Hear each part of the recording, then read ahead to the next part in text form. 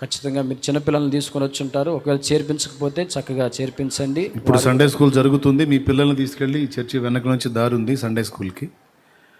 పిల్లల్ని అక్కడ అప్పచెప్పొచ్చు. చక్కగా వాళ్ళు అక్కడ దేవుని మాటలు వినే అవకాశం ఉంది. ఈరోజు ఒక చిన్న వచనాన్ని చదువుకొని కొద్ది మాటలు ధ్యానించుకొని పెందలాడి ముగిద్దాం.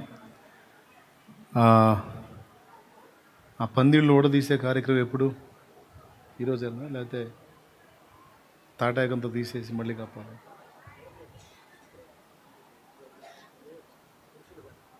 ఈరోజు కొంచెం తిన్నాక అంతా తీసేసి క్లీన్ చేసి వెళ్ళిపోతారుగా. రైట్, ఈరోజు ఆ పని కూడా ఉంది. కూటమి అయిపోగానే ఈస్టర్ పండుగని మీరు జంప్ అవ్వకుండా ఆ ఎదర పందిళ్ళలో కూర్చున్నారు కొంతమంది తాటాకుల్లో. ఆ పందిళ్ళు ఆకులన్నీ కూడా పాడైపోయాయి.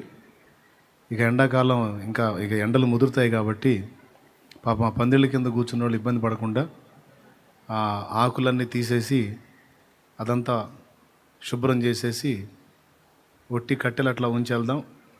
ఇక క్రొత్త ఆకు తీసుకొచ్చి కప్పేద్దాం. అంటే ఈరోజు మీరు కప్పొద్దులే, అది నేను కప్పిస్తా. మీరేం లేదు, ఆల్రెడీ పాతవి తొలగించి వేయండి, కొత్తవి కప్పిద్దాం. ఖచ్చితంగా ఈ పని చేయాలి సుమి. ఒక ఆకైనా తీసి నీట్గా ఒక పక్కన పెట్టి వెళ్ళండి. అందరు కలిసి తలా ఒక ఆకు తీస్తే రాదు, అని నాకు లేవాడ. కాబట్టి ఇది తప్పకుండా చేయాలి. చెప్పావు సరే, మరి మమ్మల్ని పెందలాడు వదిలిపెడితే మేము ఆ పని చేస్తాం అన్నట్టు చూస్తున్నారు నాకు వెళ్ళి. తప్పకుండా నేను సాధ్యమైనంత సింపుల్గా ఒక 3 గంటల్లో వదిలేస్తాను మిమ్మల్ని. ఏం కాదు, అంత టైం ఏం తీసుకోను, కావాలంటే చూడండి. ఈరోజు నిజంగా అన్నట్టు ఈరోజు ఇంకొక సంతోషకరమైన విషయం, నా మట్టుకు నాకు ఆనందకరమైన విషయం ఏంటంటే, ఈరోజు నేను బాప్తీసం తీసుకున్న రోజు. నేను క్రీస్తు యేసునందు నూతనముగా జన్మించిన అద్భుతమైన రోజు. వాస్తవంగా ఈ టైంలో నేను తర్జనా భర్జనలో ఉన్నా. బాప్తీసం పొందే అవకాశం దేవుడు అనుగ్రహిస్తే బాప్తీసం పొందుదామని బయలుదేరి బయటికి వచ్చా. ఓ పెద్ద ఆవిడ వచ్చింది నాకు ఎదురు. ఎక్కడికి అబ్బాయి పోతున్నావా అంది. అంటే నేను చర్చికి వెళ్తున్నానులే అన్నా. అదేంది ఇప్పుడెందుకు కోటాలు సాయంత్రంగా అంది. ఏం పగలపోతే తప్పని కాదులే కానీ ఎందుకు ఇప్పుడు సాయంత్రం అందరం కలిసిపోతాంగా అంది. లేదు, నాకు ఇప్పుడు ఎందుకంటే నేను బాప్తీసం సంగతి ఆమెకి ఎందుకు చెప్పాలి అని మా ఇంటి వాళ్ళకి కూడా చెప్పాల. ఏమికి ఎందుకు చెప్పాలి, మళ్ళీ టామ్ చేసిద్ది, నన్ను జడగొడతారు వాళ్ళు అని చర్చి కాడికిలే అని చెబుతున్నా. వదలదే, ఆమెకేందో అంత భారం నాకు అర్థం కాదు. ఇప్పుడు ఎందుకో చెప్పరాదో అంటది. ఇక చెప్పా, బాప్తీసం పొందడానికి వెళ్తున్నాను, రాత్రి చెప్పారు కదా ఈ పూట బాప్తీసం ఇస్తామని, నేను తీసుకుందామని వెళ్తున్నాను. బాప్తీసం అసలు నీ వయసు ఎంత, నువ్వేంది, నీ కథ ఏంది, నీకు ఇప్పుడు బాప్తీసం ఏంది, దగ్గర నాకు 60 వచ్చినాయి, నేనే తీసుకోవాలి, నీకెందుకు అందే. అంటే నువ్వు 60 ఏళ్ళు వచ్చినా ఇంకా ఉంటాను అనుకుంటున్నావేమో. మా అక్క 27 సంవత్సరాల వయసులో చచ్చిపోయింది. ఆ అమ్మాయి చనిపోయి నిండా 3 నెలలు కాలేదు. నేను ఎప్పుడు పోతానో నాకు కూడా తెలియదు కదా. మరి నిండా 30 సంవత్సరాలు రాలేదు మా అక్కయ్యకి, సడన్గా చచ్చిపోయింది.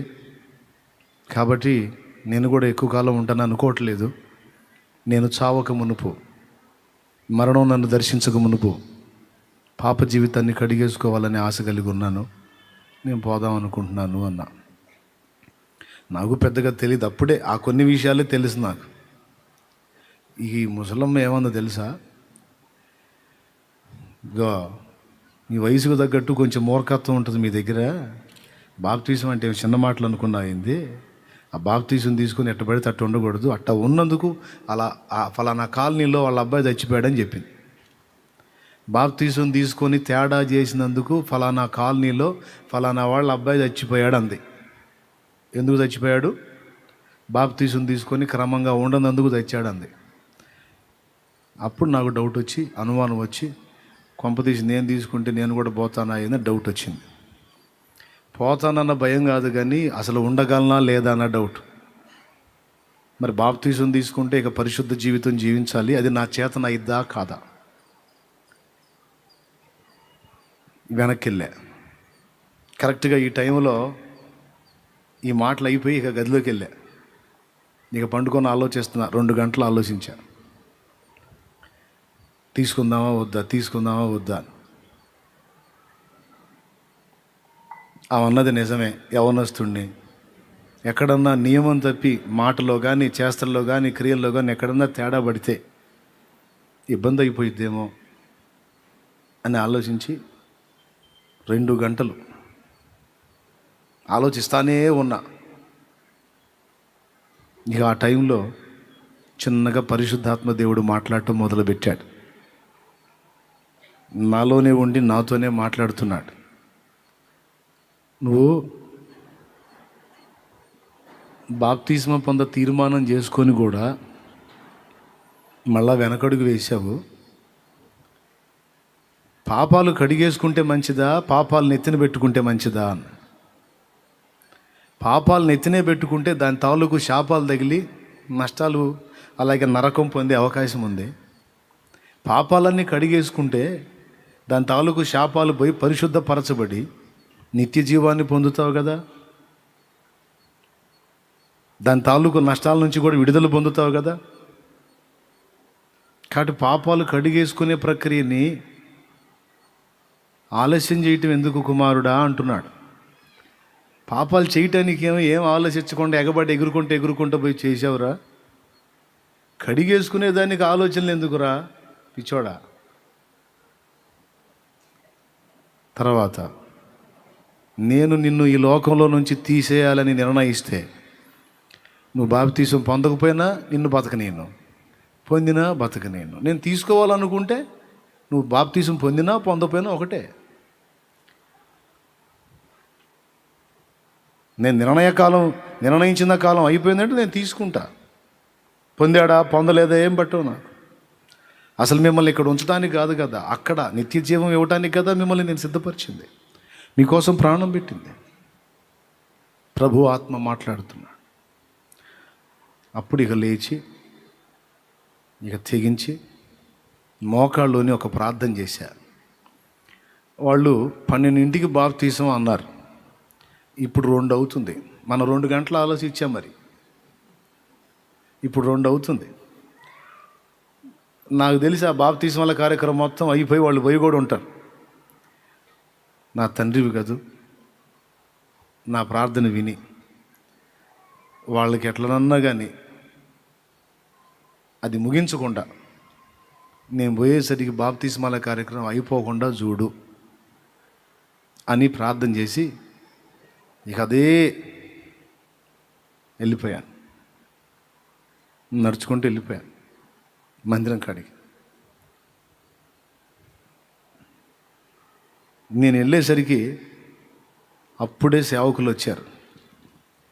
12ంటికి వచ్చి 12ంటికి బాప్తీస్మాలు మొదలుపెట్టి 2ంటికల్లా కంప్లీట్ చేయాల్సిన వాళ్ళకి వాళ్ళు మైక్ తీసుకోగానే ముందు చెప్పిన మాట ఏంటంటే, దయచేసి మీరు క్షమించాలి, 2 గంటలు ముందు రావాల్సింది, మాకు అనుకోని కార్యాన్ని బట్టి 2 గంటలు ఆలస్యంగా మేము రావాల్సి వచ్చింది, ఏమనుకోకండి, చాలా క్లుప్త సందేశం ఇచ్చి బాప్తీస్మాలు ఇచ్చేస్తామన్నారు.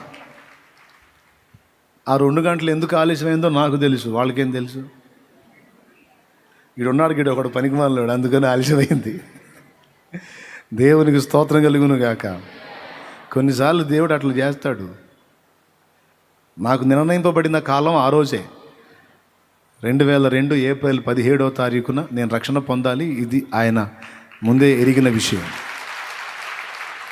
ఆ టైంకి నేను క్యాచ్ అవ్వాలి. సోదకుడు అడ్డగించాడు ఆ స్త్రీ రూపంలో. అయినా దేవుని ఆత్మ మళ్ళా రేపి ముందుకు నడిపించాడు. కరెక్ట్గా నేను పోయేసరికి వాళ్ళకి 2 గంటలు లేట్ అయింది. చక్కగా కూర్చున్నాను, ఏదో 4 మాటలు చెప్పారు. అవి సగం ఎక్కినాయి, సగం ఎక్కలేదు. నాకైతే అసలు సంగతి తెలుసు, నేను పాపిని, పాపాల్లోనే చేస్తే నరకానికి పోతాను. నా పాపాలు కడిగి శుద్ధి చేయడానికి నా కోసం నాకు బదులు యేసయ్య ప్రాణం పెట్టి తిరిగి లేచాడు. ఆయన యందు విశ్వాసం ఉంచి నమ్మి బాప్తీసం పొందితే నేను రక్షింపబడతా. ఈ బాప్తీసం పొందబోయే ముందు మారు మనసు పొందాలి. చెడిపోయిన వారు మొత్తం వదిలేయాలి. పద్ధతులు మార్చుకొని మారు మనసు పొంది యేసునే ఆరాధించాలి, సేవించాలి, ప్రకటించాలి. అలాగే యేసుకు నచ్చని చర్యలు వదిలేయాలి. యేసయ్య చేయమన్నా చెయ్యాలి.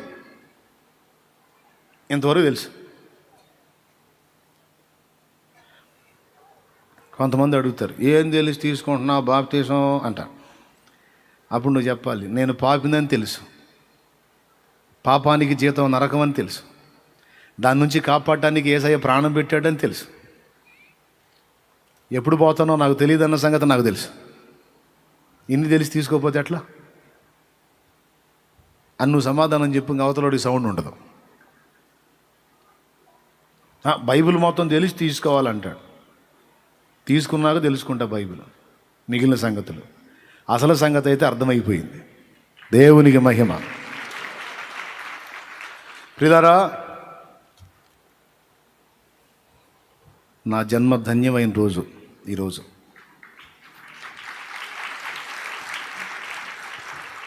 జన్మ కర్మ పాపాలన్నీ కడగబడి జీవగ్రంథమందు నా పేరు లిఖించబడ్డ రోజు, నిత్య జీవానికి నేను వారసుడైన రోజు, పరిశుద్ధాత్మ నా మీదకి వచ్చిన రోజు, టోటల్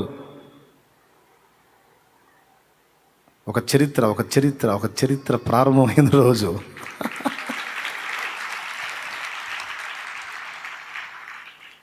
ఇంత కథ బాప్తీసం ఇచ్చిన దైవజనుడికి తెలియదు, ఇప్పించే దైవజనుడికి తెలియదు, నా చుట్టూ ఉన్న ప్రజలకు తెలియదు, నాకు కూడా తెలియదు. కానీ ఇవన్నీ ముందే ఎరుగున్నాడు ఆయన.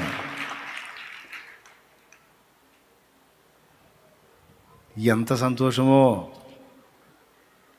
ఇంచుమించు 2:30-3 గంటలు అయింది. ఇక 3 గంటల వేళ బాప్తీసం పొందాను. కరెక్ట్గా యేసయ్య సిలువలో ప్రాణం పెట్టిన సమయం కూడా అదే. ఏలి ఏలి లామా సబక్తాని అని పలికి ఆయన ప్రాణము విడిచిన సమయం 3 గంటలు. 100% యేసు నా పాపముల కొరకు చనిపోయాడు. యేసు నీ పాపముల కొరకు చనిపోయాడు. యేసు నిన్ను ప్రేమిస్తున్నాడు ప్రాణం కంటే ఎక్కువగా. నీవు పాపివై ఉండగానే నిన్ను ప్రేమించాడు. ఆయన ఎంత ప్రేమించాడు అంటే నీ కోసం ప్రాణం పెట్టినంతగా ప్రేమించాడు. ఒక క్రొత్త జీవితాన్ని నీకు ఇవ్వడానికి యేసు నిన్ను ప్రేమించాడు, ప్రాణం పెట్టాడు.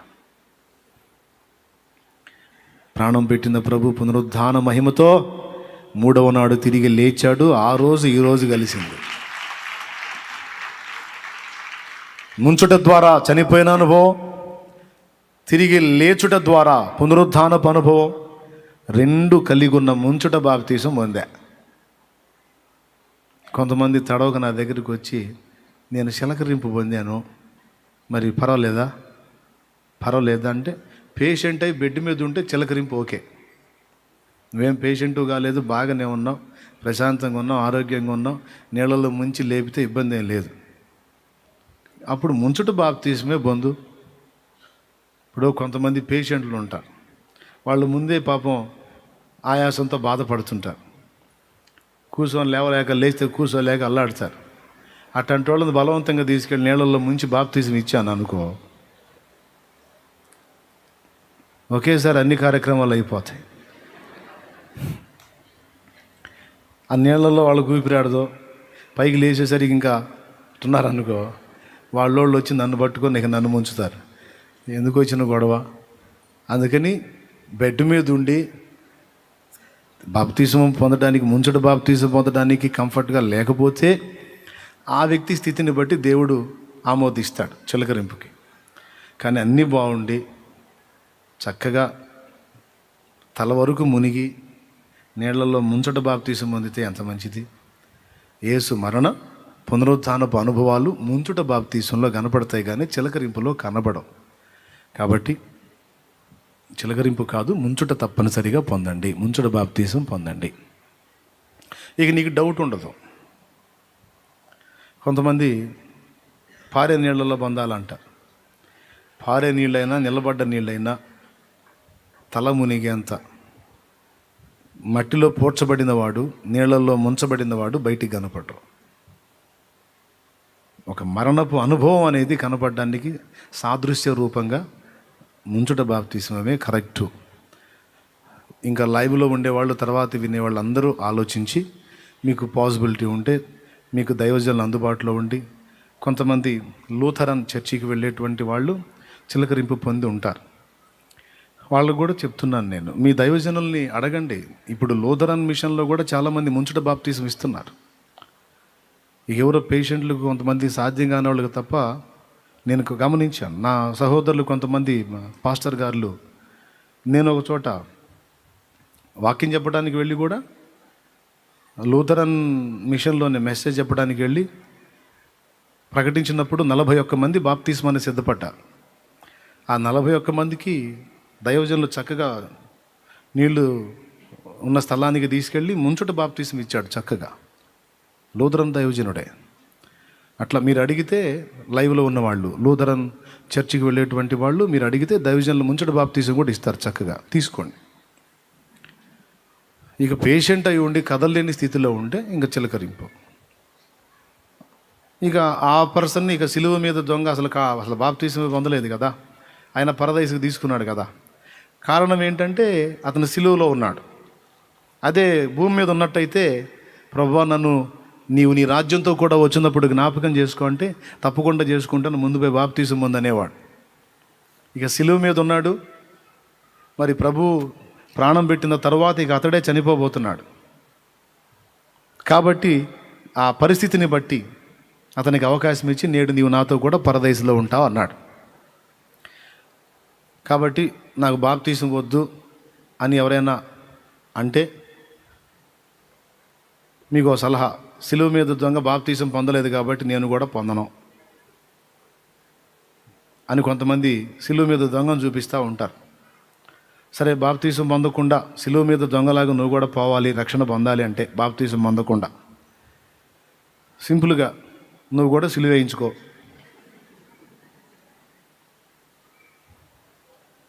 సిలువ మీదే పో, అప్పుడు పోతావు పరలోకానికి.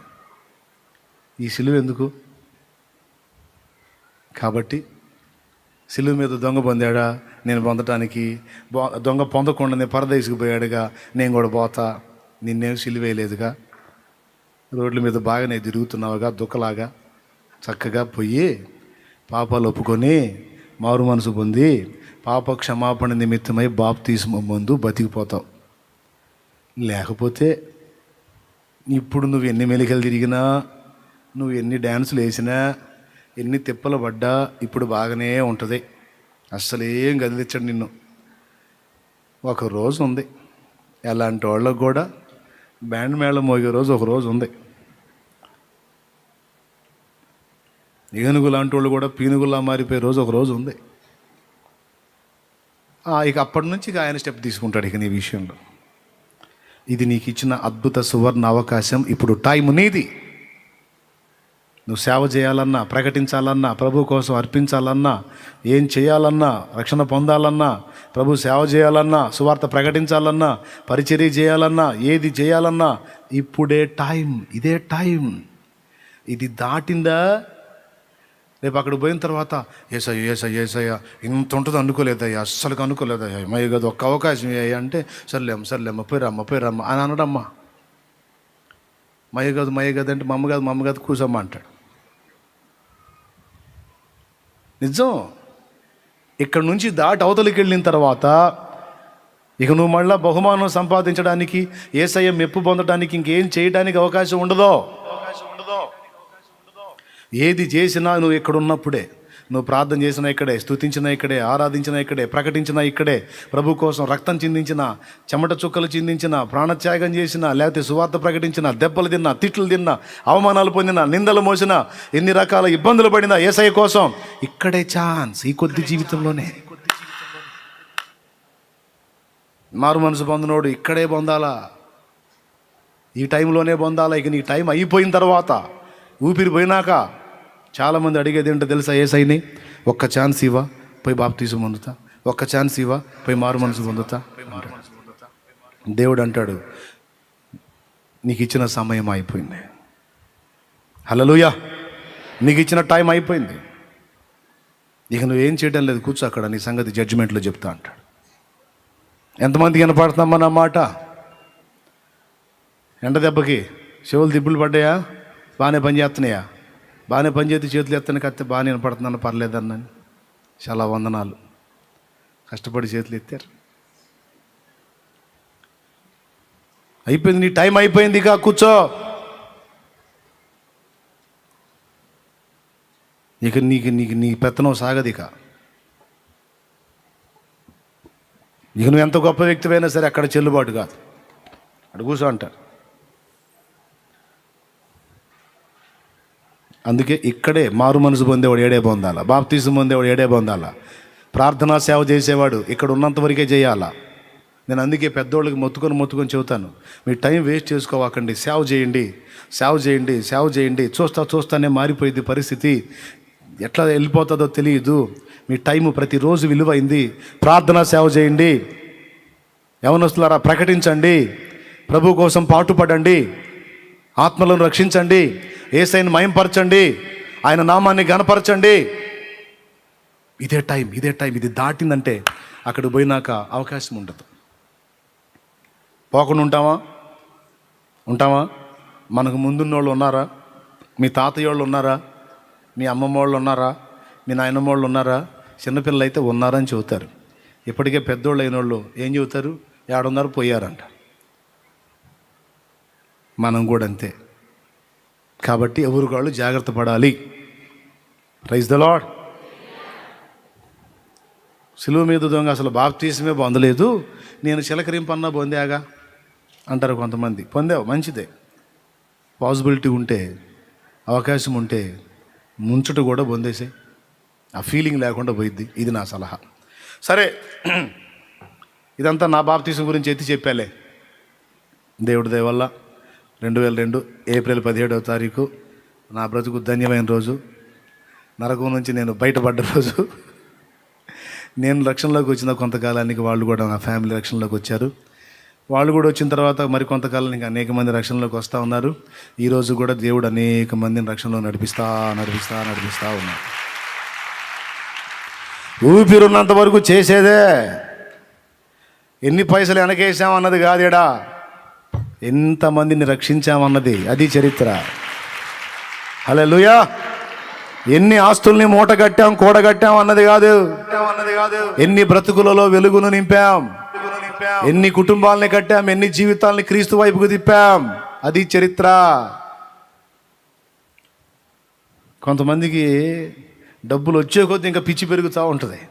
ఇంకా అట్ట సంపాదించాలి, ఇట్ట సంపాదించాలి, ఎట్లా సంపాదించాలి, మనీ డెవలప్ అయ్యే కొద్దీ తెలివితేటలు డెవలప్ అవుతూ ఉంటాయి. ఏం తెలివితేటలు? ఇంకా సంపాదించే తెలివితేటలు, ఇంకా దాచిపెట్టే తెలివితేటలు. హాస్యం చెప్పనా, అన్నీ సంపాదించి చూసుకొని ఆనందపడటమే తప్ప తీసుకొని పోయేది ఒకటి ఉండదు. అది నాది, ఇది నాది. మహానటి సావిత్రి అని పేరు తెలుసు కదా మీకు? సావిత్రి గొప్పతనం మీకు తెలుసా? మాకేం తెలిసిద్దిరా అంటారా? సరే, నేను చెబుతానండి. ఆమె ఉన్న టైంలో సినిమా రంగంలో ఒక రాణి ఆమె, అంతే. ఆ పిక్చర్లో స్టోరీ ఉన్నా లేకపోయినా సరే సావిత్రి ఉంటే హిట్, అది అంతే. ఆ రేంజ్లోకి వెళ్ళిపోయింది. ఆ తెలుగు తెలిసిన ప్రజలందరికీ మాత్రమే కాక తమిళ ప్రజలకు కూడా, ఇతర భాషల ప్రజలకు కూడా వెండి తెర క్వీన్ లాగా వెలిగినటువంటి వ్యక్తి సావిత్రి గారు.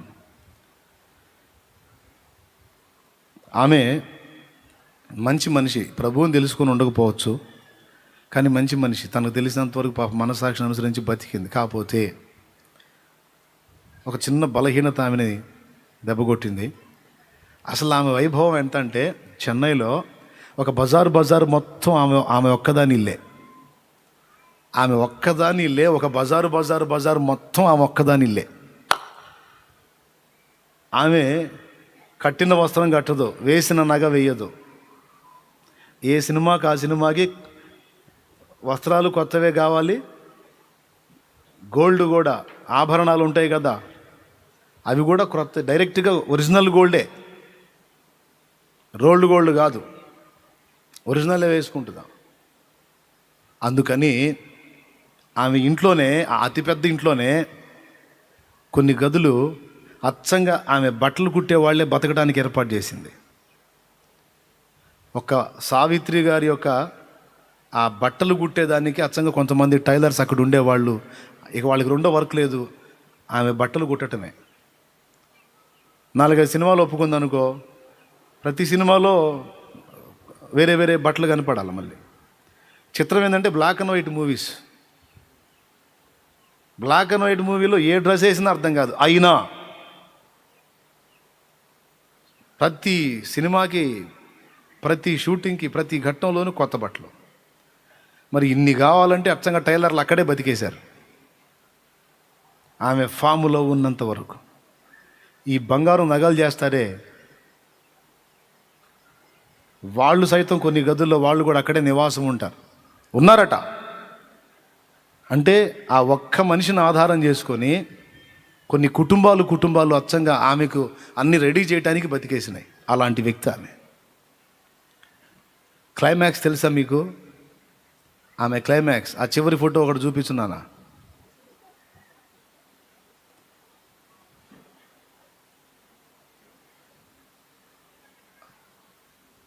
ఎంత అద్భుతమైన వైభవవంతమైన జీవితం అంటే,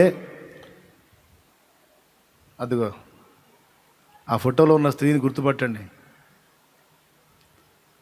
అది ఆమె స్థితి.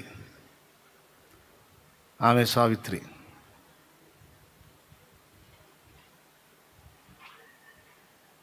ఊహించిందా అలాంటి జీవితాన్ని?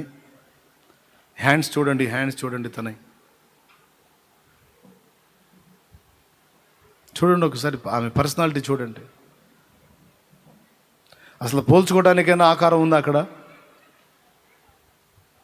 అంతకుముందు ఫోటోరా, మామూలు ఫోటో ఏమ్మా? ఇందా ఫస్ట్ వేసావు కదా ఆ ఫోటో.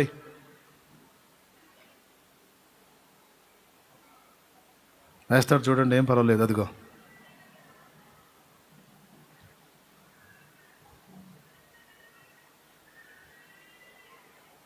తర్వాత దేరా, 2 చూడాలి. అది ఈ ఒక్క ఆమె జీవితమే కాదండి, సినిమా వాళ్ళు కావచ్చు, రాజకీయవేత్తలు కావచ్చు, ఎవరైనా ఎంతటి వారైనా ఆస్తుల సంపాదన, అంత సంపాదించాం, ఇంత సంపాదించాం, అలాగా ఇలాగా, ఇంత గోల్డు, అన్ని పొలాలు, ఇన్ని స్థలాలు, ఇంత పేరు, ఇంత ప్రఖ్యాతి, ఇంత పదవి, అబ్బో అలా ఇలా అలా ఎన్ని పోగు వేసినా చూసుకోవటానికే తప్ప తీసుకొని పోవటానికి ఒక్కటి రాదు. ఇంతోటి భాగ్యానికి ఎందుకండి అదే జీవితంగా పరిగెత్తటం?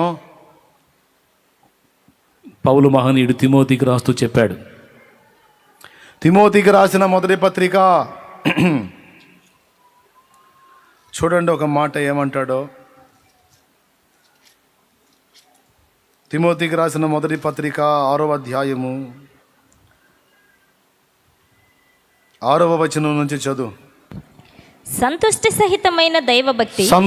సహితమైన దైవభక్తి గొప్ప లాభ సాధనమై ఉన్నది. మనం ఈ లోకములోనికి ఏమీ తేలేదు, మనం ఈ లోకములోనికి ఏమీ తేలేదు, దీనిలో నుండి ఏమీ తీసుకొని పోలేము. అది మన్నే గదయ్యా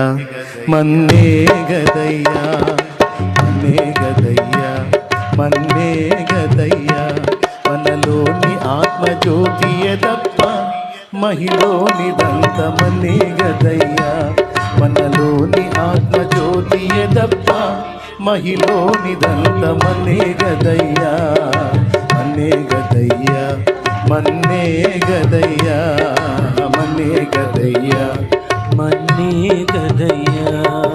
మంచిదంచు ఒకని ముంచి సంచిలోన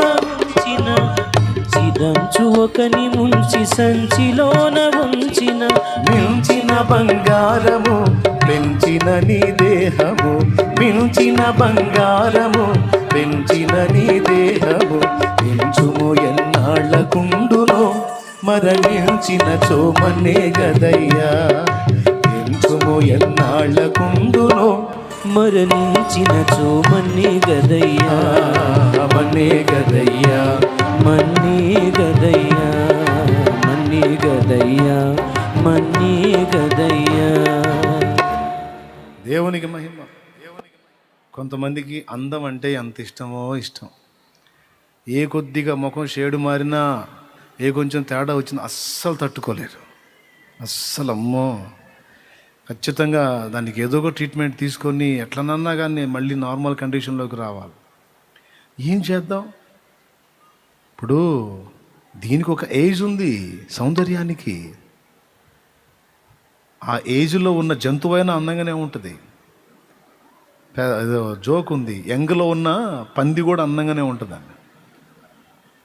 అట్లాగే ఒక ఏజ్ ఇది. ఆ ఏజ్లో ఈ పొంగు, ఆ ఆకర్షణల పొంగు. కానీ ఏం చేద్దాం, చూస్తానే మారిపోద్ది అది. ఇక ఎన్ని పూసినా నార్మల్ కండిషన్కి రాదు, ఎన్ని పులివినా రాదు. చివరికి ఏ లేదు, శక్తి క్షీణించిన నాడు, కదలలేని స్థితి వచ్చిన నాడు ఇంకా దుర్భరంగా మారిపోయింది. అందుకే కష్టపడి సాధన చేసి సౌందర్యాన్ని సంవత్సరాలు కాపాడుకున్నా చివరికి ఊపిరి పోక తప్పదు. అప్పుడు ఈ సౌందర్యవంతమైన శరీరం కుక్క శవంతో సమానం, అంతకంటే దుర్భరం. ఆ పాటలో ఉంటుంది, మన్నే గదయ్య అనే పాటలో, మీకు అందరికీ తెలుసు. కాబట్టి ప్రియులారా, ఇందు మూలంగా 50 మందికి తెలియజేయటం ఏమనగా, ఎంత సంపాదించాం, ఎన్ని పోగేసాం, ఎన్ని వెనకేసాం, ఎన్ని ముందేసాం అన్నది కాదు. ఎంతమందిని, ఎన్ని ఆత్మలను రక్షించాం, ఎన్ని జీవితాలను వెలిగించాం, ఆత్మల రక్షణ కొరకు మన వంతు. మహాకవి అని పేర్గాంచిన శ్రీశ్రీ అని ఆయన ఒక కవిత్వం చెప్పాడు. నేను సైతం ప్రపంచాగ్నికి సమిధనొక్కటి ఆహుతిచ్చాను, నేను సైతం విశ్వవృష్టికి అశ్రు ఒక్కటి ధారవోశాను, నేను సైతం భువన ఘోషకు వెర్రి గొంతుక విచ్చి కోశాను, నేను సైతం ప్రపంచాగ్నికి సమిధనొక్కటి ఆహుతిచ్చాను అంటాడు.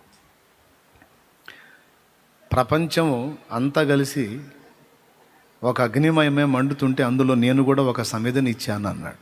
అర్థం అది. నేను సైతం విశ్వవృష్టికి, అతివృష్టి అనావృష్టి అని ఉంటాయి చూసారా, విశ్వవృష్టికి అశ్రు ఒక్కటి అంటే ఒక నీటి చుక్క, కన్నీటి చుక్క ధారపోశాను. ఆ ఒక కన్నీటి చుక్క నా ఒక్కడిదే కాదు, విశ్వములో ప్రతి ఒక్కటి కన్నీటి చుక్క ఏకమైతే ఒక అతివృష్టి అవుతుంది. అతివృష్టి భూమి మీదకి రావడానికి నేను సైతం నా కన్నీటి చుక్కను ధారపోశాను అంటాడు. కవిత్వంలోని డెప్త్ అది. అందుకే అతను మహాకవి అని పేరుగాంచాడు. భువన ఘోష అంటే భూమి మీద ఉన్న జనుల ఘోష. జనుల ఘోష, గొంతెత్తితే ఘోష పుట్టుద్ది. ఆ జనుల గొంతుక ఘోషిస్తే నేను సైతం భువన ఘోషకు వెర్రి గొంతుక అంటే పిచ్చిగా కేక వేసే ఒక స్వరాన్ని నేను కూడా ఒకటి ఇచ్చాను అంటాడు. ఇప్పుడు మనం దాన్ని ప్రభువులోనికి మార్చి చెప్పుకోవాలి. నేను సైతం సువార్తాగ్నికి సమిధనై ఆహుతవుతాను. నేను సైతం క్రీస్తు చేసినటువంటి త్యాగము బలియాగానికి చాలామంది ఎరుగక నశించిపోతున్నారు. వాళ్ళందరినీ నా ప్రభువు దర్శించి రక్షించున్నట్లు అశ్రు ఒక్కటి ధారపోస్తాను. ప్రార్థన విజ్ఞాపనలో నేను సైతం భువన ఘోషకు వెర్రి గొంతుగా విచ్చికోశాను అన్నాడు కదా. నేను సైతం క్రీస్తు సువార్త ఘోషకు నా వంతు గళం కలుపుతా, నా గొంతుకను ఇస్తా. ఇవి నాకు నేను చెప్పుకున్న సంగతులు. మరి అంతకుముందు ఆ కవిత్వం పిచ్చోడిని, దాన్ని ఇడి తిప్పుకున్నాను అన్నమాట. దేవునికి స్తోత్రం కలుగును గాక. హల్లెలూయా, హల్లెలూయా. నేను చెప్పింది అర్థమైందా మీకు? ఎవ్వరికి వాళ్ళకే తీర్మానం ఉండాలి. నశించిపోతున్న ఆత్మల రక్షణార్థమై ఎంతోమంది కన్నీరు గారుస్తున్నారు. ఆ కన్నీటి ప్రవాహంలో నా కన్నీరు కూడా కలుపుతాను.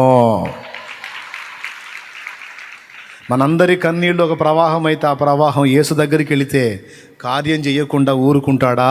ఆత్మలను దర్శించకుండా మానుకుంటాడా? ఆత్మలను ఉజ్జీవింపజేయకుండా వదిలిపెడతాడా? మనందరి కన్నీళ్ళు నేలన గారితే అదొక చిన్న సైజు ప్రవాహం అయిపోయింది. హల్లెలూయా. ఎంతమందికి అర్థమైంది? ప్రతి గుండెలో ఉండాల్సిన భారం అదే. యేసయ్యను తెలుసుకోకముందు సంపాదన, పేరు ప్రఖ్యాతులు, పరువు, గొప్పతనం, భోగాలు, ఈ పిచ్చి. అబ్బా అనుకోవాలి మనల్ని చూసి ఈ పిచ్చి. యేసయ్యను తెలుసుకున్నాక ఇక ఆ పిచ్చి వదిలి ధ్యాస మారాలి, వాస్తవికతలోకి రావాలి, అజ్ఞానాంధకారం నుంచి బయటపడాలి. అందుకే నడుం కట్టాలి. ఈరోజు బాప్తిజం పొందిన రోజు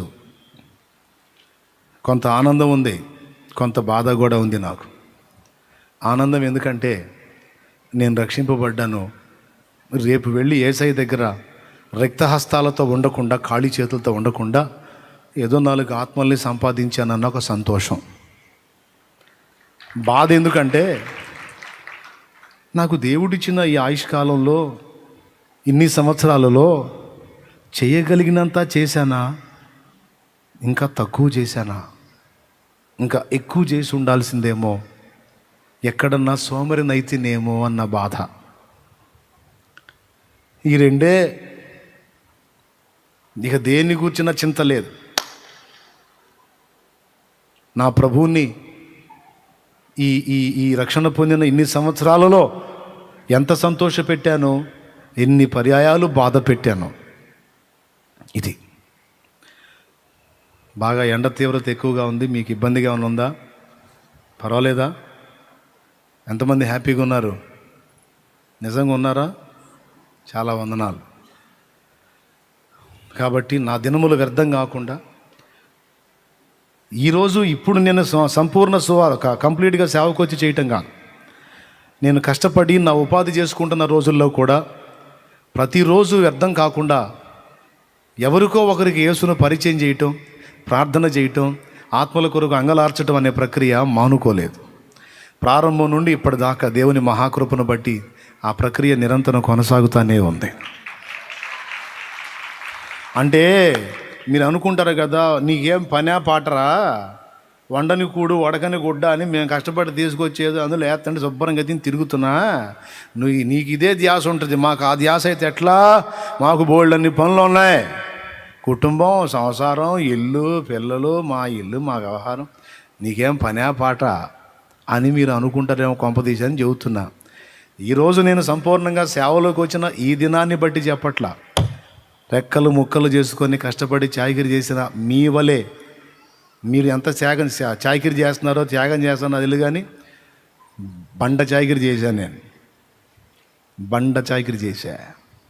ఆ దినాన కూడా సువార్త చెప్పటం మానుకోలా, ఆత్మల కొరకు కన్నీరు విడవటం, ప్రార్థన చేయటం మానలా.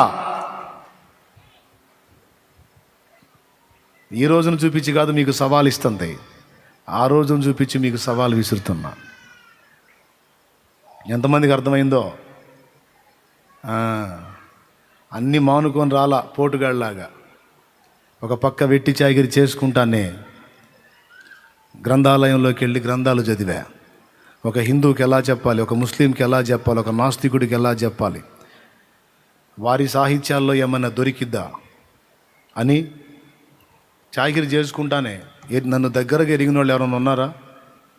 ఆ డేవిడ్ ఒకడు ఉన్నాడు, అది ఒక సాక్షి. ఈ అశోక్ అజయ్ గారు వీడు చేయత్తట్లా, వీడు వాడు కొండవీడు వెళ్ళినట్టున్నాడు అశోక్. ఏంద్ర అట్టని దించావు? వాళ్ళకి అనుమానం వచ్చిందిరా నాయన. దేవునికి స్తోత్రం, హల్లెలూయా. వీళ్ళు చూశారు నేను శ్రమపడ్డా, వెట్టి చాకిరీ చేశా. ఈరోజు కూడా నాకు ఛాన్స్ ఇస్తే ఏదో ఒక చాకిరీ చేయడానికి ఇష్టపడతా, సోమరిలాగా దాక్కోను. ఈరోజు కూడా మీరు ఇచ్చేది తినాలనే మనసు నాకు లేదు, అందుకే దాని గురించి ఎక్కువ మాట్లాడను. మనీ గురించి ఎక్కువ ప్రస్తావించని కారణం కూడా అదే. ఏ కొంచెం అవకాశం వచ్చినా కష్టపడి నా ఆహారాన్ని నేనే సంపాదించుకొని తిని సేవ చేయాలన్నది నా ఆశ. కానీ దేవుడు నాకు ఇచ్చిన కృప, తలాంతులు చాలా ఉన్నాయి. అవన్నీ చక్కగా సేవలో వినియోగిస్తే తక్కువ టైంలో ఎక్కువ ఆత్మల్ని రక్షించే అవకాశం ఉన్నందున ఇక టైంని నేను వేరే ఆహారం కోసం కాకుండా ఆత్మల కోసమే పెట్టాల్సి వచ్చింది. పిలిచినవాడు నమ్మదగినవాడు, ఆయనే పోషిస్తాడులే అని సిద్ధపడి వస్తే దేవుని మహాకృపను బట్టి కాస్త అటు ఇటుగా ఒక 40,000 ఆత్మల్ని ఇంచుమించు ప్రభావితం చేయడానికి దేవుడు అవకాశం ఇచ్చాడు. ఈ 20లో ఒక 20 ఏళ్ళు రక్షణలోకి వచ్చి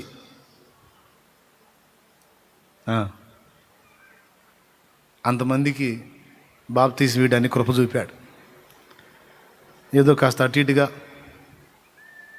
కొంతమంది దైవజనుల్ని సిద్ధపరిచి కొన్ని ప్రాంతాల్లో సంఘాలు కట్టడానికి అవకాశం ఇచ్చాడు. 100 మంది లోపు ఇప్పటి వరకు ఒక 2,000 మంది పైచిలకు పరిచారకులై నాతో కలిసి ఈ పరిచర్యల్లో 2 కూటాల్లో వాళ్ళు సేవ చేస్తూ ఉన్నారు.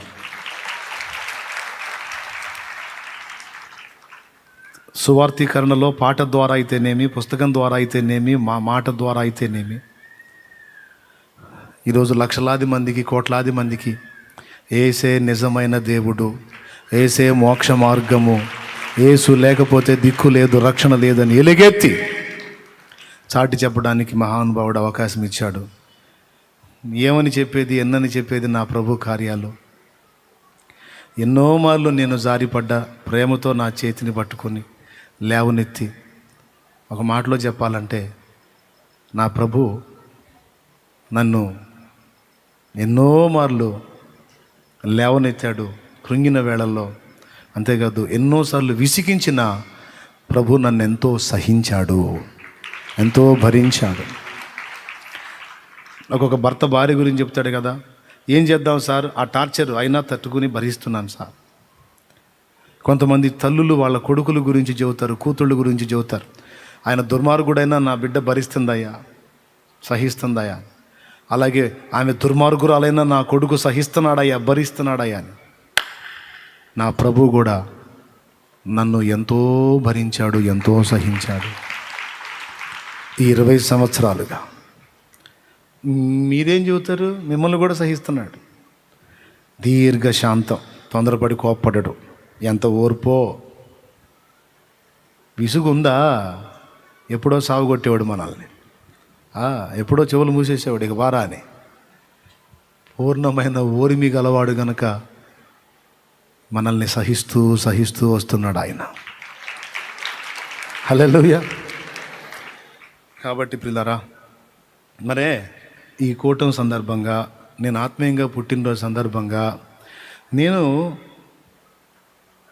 బైబిల్ మొత్తంలో చాలా వచనాలు నన్ను ప్రోత్సహించిన వచనాలు ఉన్నాయి. ఒక్క వచనం నన్ను చాలా ప్రభావితం చేసింది. స్పెషల్గా దేవుడు నాతో ఆ విషయాన్ని ప్రత్యేకంగా మాట్లాడాడు. దాన్ని ఆధారం చేసుకొని చాలా సంవత్సరాలు నేను ప్రయాణం చేశాను, ఇప్పటికీ ప్రయాణం చేస్తున్నా. ఆ ఒక్క వచనం మీకు చెప్పేసి సింపుల్గా 2 ముక్కలు వివరించేసి ప్రార్థన చేసేస్తా. ఈరోజు నా బర్త్డే సందర్భంగా మీకు ఇచ్చే గిఫ్ట్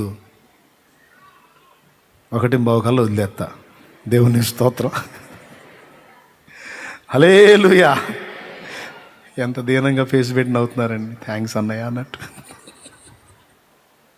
చాలా సంతోషం, మీరు కూడా హ్యాపీగా ఉన్నారు, నేను కూడా. కాబట్టి ఇన్ని రీతుల థ్యాంక్ యూ నాన్న. చిన్నోడు ఏదో వాగ్దానం తెచ్చాడు, నీ దేవుడైన యెహోవా నీ రాబడి అంతటిలోనూ, నీ చేతి పనులన్నింటిలోనూ నిన్ను ఆశీర్వదించు. నా రాబడి అంతా ఆత్మలే నాయన, నా చేతి పనులన్నీ ఆత్మరక్షణ, సంఘాల నిర్మాణమే. ఇవన్నీ జరుగునుగాక యేసు నామములో. నా కొట్లలో నిధులంటూ ఏమన్నా ఉంటే నశించిపోతున్న ఆత్మల రక్షణే. నన్ను ప్రభావితం చేసిన పాట నా పేరే తెలియని ప్రజలు ఎందరో ఉన్నారనే పాట. నేను ఫలించడానికి దోహదపడే విధంగా నన్ను పురికొల్పిన మాట ఇప్పుడు చదువుతాను వినండి. యోహాను సువార్త 12వ అధ్యాయము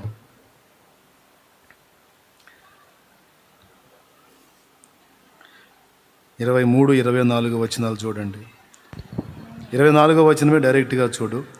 గోధుమ గింజ భూమిలో పడి చావకుండిన ఎడల అది ఒంటిగానే ఉండును, అది చచ్చిన ఎడల విస్తారముగా ఫలించును. మళ్ళీ ఒక్కసారి చదవండి మీరు. గోధుమ గింజ భూమిలో పడి చావకుండిన ఎడల అది ఒంటిగానే ఉండును, చచ్చిన ఎడల అది విస్తారముగా ఫలించును. ఈ మాటలో నుండి పరిశుద్ధాత్మ దేవుడు మనందరినీ దర్శించి మాట్లాడునుగాక. ఉపదేశాన్ని అడ్డగింపజూసే దయ్యపాత్మ శక్తులన్నిటిని యేసు నామములో ప్రభు బంధించుగాక. ఆయన స్వరమే మనకు వినబడునుగాక. ఆమేన్. రైట్. ఈ మాటను గురించి మీరు ఎప్పుడైనా ఆలోచించారా? యేసు సిలువలో ప్రాణం పెట్టేటువంటి ఘట్టములో నేను మహిమపరచబడవలసిన సమయం ఆసన్నమైందని చెప్పి తర్వాత చెప్పినటువంటి మాట అది. ఆ మాటని 2 విధాలా మనం అర్థం చేసుకోవచ్చు. గోధుమ గింజ భూమిలో పడినప్పుడు అదొక చెట్టై అనేక గింజలకు జన్మనివ్వాలంటే గోధుమ గింజ భూమిలో పడి ఫస్ట్ అది చావాలట.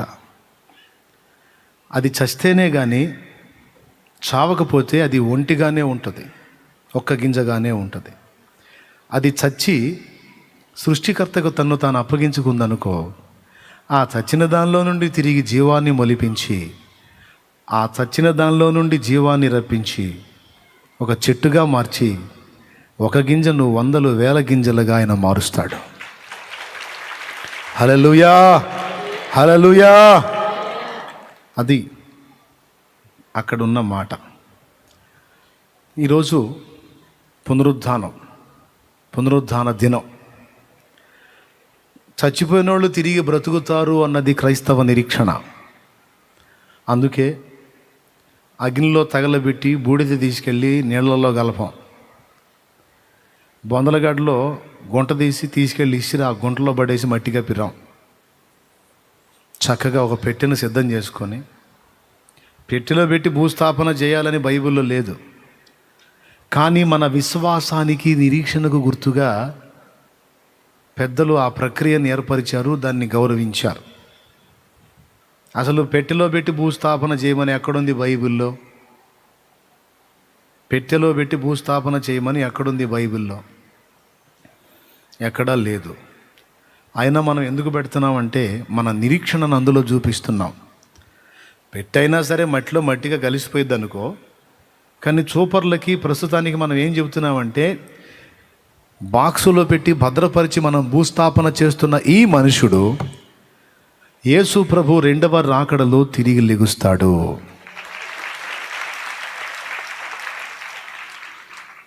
మరణాన్ని గెలిచి తిరిగి లేచిన ఆ యేసే తన యందు విశ్వాసం ఉంచి మృతి నొందిన మృతులను తిరిగి లేపుతాడు.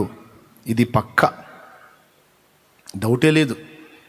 కొంతమంది ఏం లెగుస్తారులే, ఇంకా లెగుస్తారు, అయ్యా అంటూ ఉంటారు. నేను చెప్తాను, ఖచ్చితంగా లెగుస్తారు. పోయినా నీ వాళ్ళు లెగుస్తారనే నిరీక్షణ నీకు లేకపోతే అప్పుడు నువ్వు పోయినా కూడా లెగవుగా. మరి నీ సంగతి కూడా అంతేనా ఒప్పుకుంటావా? పోయినా నీ వాళ్ళు లేవరు అంటే అప్పుడు నువ్వు కూడా లెగవనని ఒప్పుకుంటున్నావా? ఒప్పుకుంటున్నావా? అసంభవం. ఏ మనిషికి ఆ మనిషి తనకు ఒక సొంత జీవితం కలిగి ఉన్నాడు. అర్థమైందా? ప్రతి మనిషిని తిరిగి ప్రభు లేపుతాడు, అందరినీ లేపుతాడు. అది వింత, అందరినీ లేపుతాడు. పాపిని లేపుతాడు, పరిశుద్ధుడిని లేపుతాడు. ఎవరిని? పాపిని లేపుతాడు, పరిశుద్ధుడిని కూడా లేపుతాడు, అందరినీ లేపుతాడు యేసయ్య. అయితే మొదట పరిశుద్ధుని లేపుతాడు, తర్వాత పాపం కడగబడని వాళ్ళని లేపుతాడు. పునరుద్ధానాలు 2, మొదటి పునరుద్ధానం, 2వ పునరుద్ధానం. మొదటి పునరుద్ధానం ఎప్పుడు జరిగిద్దంటే త్వరలోనే యేసయ్య రెండవ రాకడ జరగబోతుంది.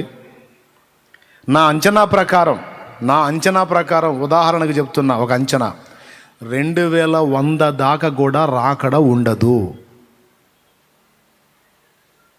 ముందే వచ్చే అవకాశం ఉంది.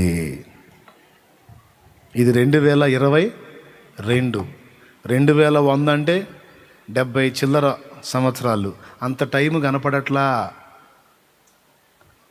2100 దాకా కూడా ఛాన్స్ లేదు. ఈ లోపే ఆయన వచ్చే అవకాశం క్లియర్గా కనపడుతుంది. మన లక్కు కుదిరి మనం ఇంకా మృతి నొందక ముందే ఆయన కానీ వచ్చాడు అనుకో, కళ్ళారా చూడవచ్చు. మనం అసలు సమాధులు ఎట్లా తెరవబడతాయో, ఎలా లెగుస్తారో కళ్ళారా చూడవచ్చు. దేవుడు కృప చూపి మనల్ని ఉంచితే ఈ లోపు మనం వెళ్ళామనుకో, అప్పుడు కూడా కళ్ళారా చూడవచ్చు, ఇంకా బాగా చూడవచ్చు అప్పుడు, ఎందుకంటే మనమే లెగుస్తాం కాబట్టి. దేవునికి స్తోత్రం కలుగును గాక. హల్లెలూయా. అంతే కదా. మనం ఒకవేళ పోకుండా ఉంటేనేమో సమాధుల్లో ఉన్నోళ్ళు లేవటం చూస్తాం. ఒకవేళ ఆయన వచ్చేటప్పటికి మనం పోయి ఉన్నాం అనుకో, మృతి చెంది ఉన్నాం అనుకో, ఇకేముంది, మన పక్కన ఉన్న సమాధుల్లోంచి లెగుస్తూ ఉంటారు, మనం కూడా లెగుస్తూ ఉంటాం. సో అట్లయినా ఇట్లయినా సమాధులు తెరవబడి మనం తిరిగి లేచే ఘట్టాన్ని అందరం చూడటం ఖాయం. ఈరోజు కొంతమందికి డౌట్ ఉన్నా ఆ రోజు కళ్ళారా చూస్తారు, కన్ఫర్మ్. ఎలా లెగుస్తాడండి చచ్చిపోయినోడు, తెగ చెబుతారు మీరు. ఎట్లా లెగుస్తాడండి? అందుకు చెప్పాడు పౌలు మహనీయుడు, ఓ అవివేకి, నీవు విత్తునది భూమిలో పడి చచ్చిపోయి అంతే ఉంటుందా, తిరిగి లెగుస్తుందా? చచ్చి తిరిగి అది బ్రతుకుతుంది కదా. ఒక మొక్కలోనే నీకు ఆ సత్యం చూపించాడు దేవుడు. మొక్కను చూడరా, పునరుద్ధానం ఎలా జరిగిద్దంటే, గింజను భూమిలో నాటినప్పుడు ముందు అది చచ్చి తర్వాత తిరిగి బ్రతకట్లా. ఆ మొక్కకి చేసినంత పని మనిషికి చేయడు దేవుడు. అవివేకి అంటే వివేకం లేనివాడా, ఎంతకాలం తెలివి తక్కువగా ఉంటావు నువ్వు అంటున్నాడు. అంటే ఏం చెబుతున్నాడు తెలుసా? తప్పకుండా మృతులందరూ తిరిగి లెగుస్తారు. నువ్వు కోల్పోయిన వారందరినీ మళ్ళా చూస్తావు. నువ్వు ఈ మాట యేసయ్య చెబితే కొంతమంది యేసయ్యను ఇరికించాలని వచ్చారు, తెలివిగల్లోడు. పాపం యేసయ్య వాళ్ళకి ఏదో అమాయకుడిలా కనపడతాడు. బోధకుడా, మృతులు తిరిగి లెగుస్తారన్నావు కదా, అట్లయితే మాకు డౌట్ అన్నారు. చెప్పు. ఒక పురుషుడు ఉన్నాడు, వాడు ఒక ఆమెను చేసుకున్నాడు, పిల్లలు లేరు, చనిపోయాడు. తర్వాత అతని సహోదరుడు ఆమెను చేసుకున్నాడు, వాడు చనిపోయాడు. తర్వాత ఇంకొకటి చేసుకున్నాడు, వాని సహోదరుడు, వాడు చనిపోయాడు. అట్లా 7 చేసుకున్నారు ఆమెని. ఎవరో ఎంతమంది? 7 చేసుకున్నారు. చివరికి ఆమె కూడా పోయింది, మొత్తం చచ్చిపోయారు. 7 చేసుకున్నారు, ఏమి 8వది, మొత్తం 8 మంది పోయారు. నువ్వు పునరుద్ధానంలో అందరూ తిరిగి లెగుస్తారన్నావు కదా, పునరుద్ధానంలో అందరూ తిరిగి లెగుస్తారన్నావు కదా. పునరుద్ధానంలో అందరూ తిరిగి లేచినప్పుడు ఈ 7 ఆమె ఎవరికి భార్యగా ఉంటుంది? భలే ప్రశ్న కదా. ఇప్పుడు 7 చేసుకున్నారు ఆమెని, చట్ట ప్రకారం వివాహం. మరి 7 ఎవరికి భార్య అయింది మళ్ళీ?